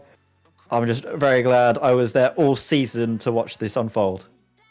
Same here. That was fantastic. Very, very good indeed. Martin Pearson saying championship win for Sapphire Simsport. Very well done indeed. And he said he was surprised how close it was at the end. It was very, very close indeed. Very, very true. But here are your final results for round 4. So Team iRacing Netherlands White taking the overall win in the GT3 class. Well, overall win and the win in GT3 class with Simpat Noise Purple taking P2. Team iRacing Netherlands Orange in P3 with Sim Racing Loft Volante Racing 2 in 4th. Impact Racing Blue in P5. And unfortunately, the E-Team Brick Car unable to finish. We have Simpat Noise Orange as well, unable to finish, as well as Team Paul Joseph Cleast also not able to finish the race. So a bit of a shame there. But, I mean, that was so close. 64 Racer, again, taking the win in the GT4 category with Sapphire Simsport taking P2, but more importantly, the overall championship. And then going through with Ministry of City Slides in 3rd and Team Sherman's GT4 in 4th. Again, both of those drivers unfortunately unable to race. Here we go. So, Ed, I will let you run through if you want to run through the TCR cars for the final time. Yes, absolutely. 0.2 of a second separate first from second in TCR and first from second in the championship. Full Send Racing 285 take the race and championship victory ahead of T23 race coaching by Full Send Racing. Boosted Motorsport Green did come across the line in 3rd place ahead of Nomad VLN, and Quantum Racing Black finishes 5th in TCR. Wow, oh wow, though. What a championship it has been for the TCR boys, wasn't it, Dan? Great stuff. Oh, that was mega. Absolutely mega stuff. No, really good. Yeah, I just think, what an event. What an event. That was just so close. You know, like I said, championship in the TCR car separated by, you know, when you look at it, it was 600ths of a second. When you look at that in terms of a distance, that was what? It was half a car length. It was not a lot of time at all.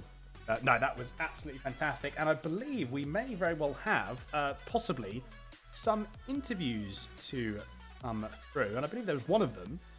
And that is Mr. Bart Daleman. So, Ed, do you want to have a chat with... Oh, but we've got a couple of people coming in now. There we go. Here we go. We've got everyone coming in. Yeah, I mean, Ed, I'll let you... Whoever you want to jump in first. And let's bring in, like you mentioned, let's bring in Bart Daleman. And Bart, well, that's been a very up and down championship for you, it's fair to say, but I'm fairly certain that, well, this race didn't go the way. I hope you had fun at least. Well, I was joining the interview more as league director as driver, because I'm not really performed anything. Only I didn't finish any race, so it was not so good. But from a league director's perspective, it was. I want to thank everybody that came today.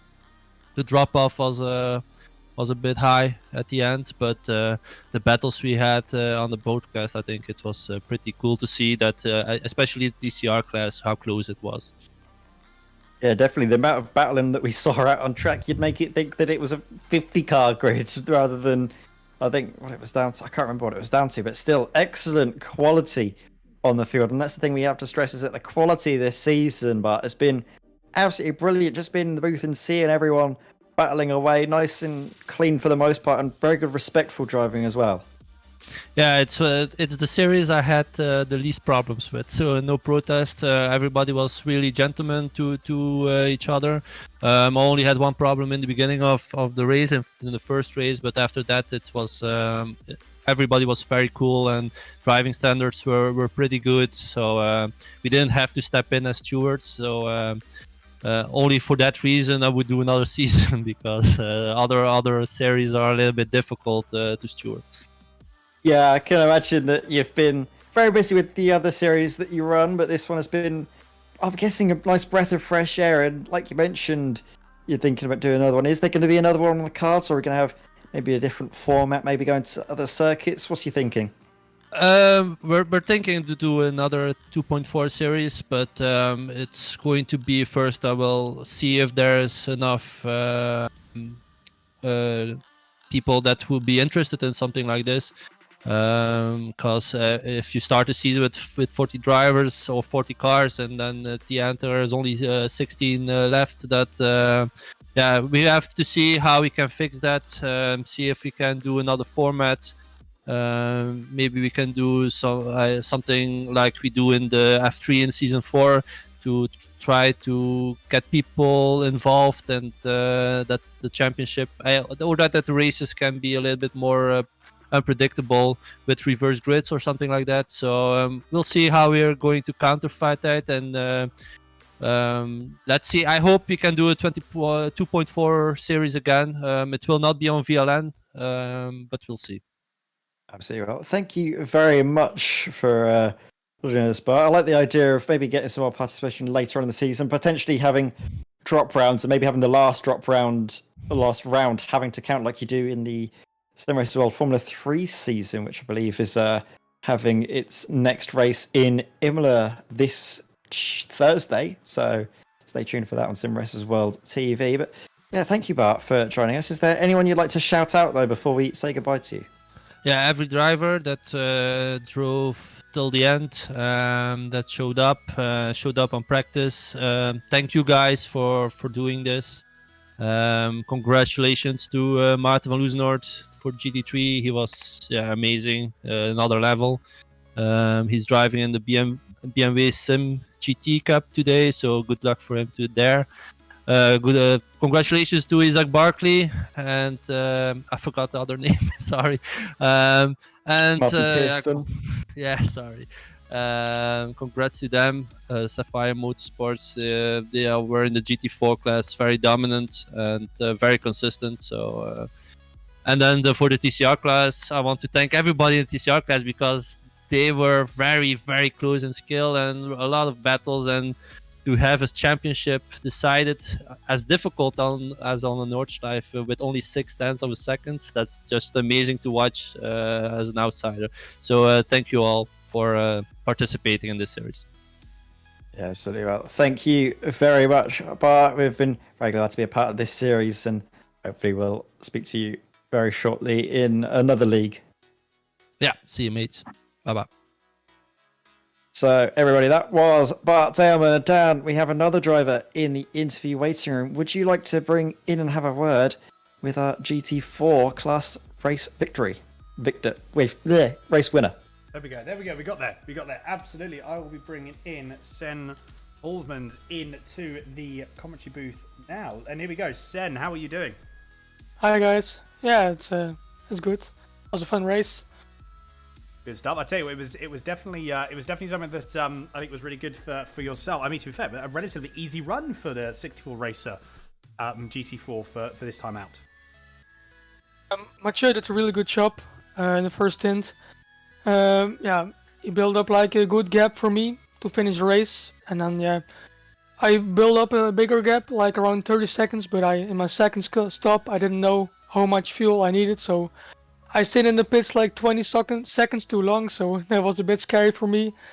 I didn't know if I was going to be in front of him. This was scary. Well, to be fair as well, you did a very, very, very good job indeed of managing it. All important, obviously, taking the race win. So, I mean, what's next for you? Are you going to be looking to do more Simracersworld stuff in the near future? Yeah, I'm doing the Belcar series. That's my main priority. And that's about it, I think. Maybe there's gonna be something in the future, but don't know yet. No worries at all. Well, hopefully, I'm looking very much forward to seeing you back out on track soon. I suppose before we finally wrap up, then, Sen, anyone you would like to give a shout out to?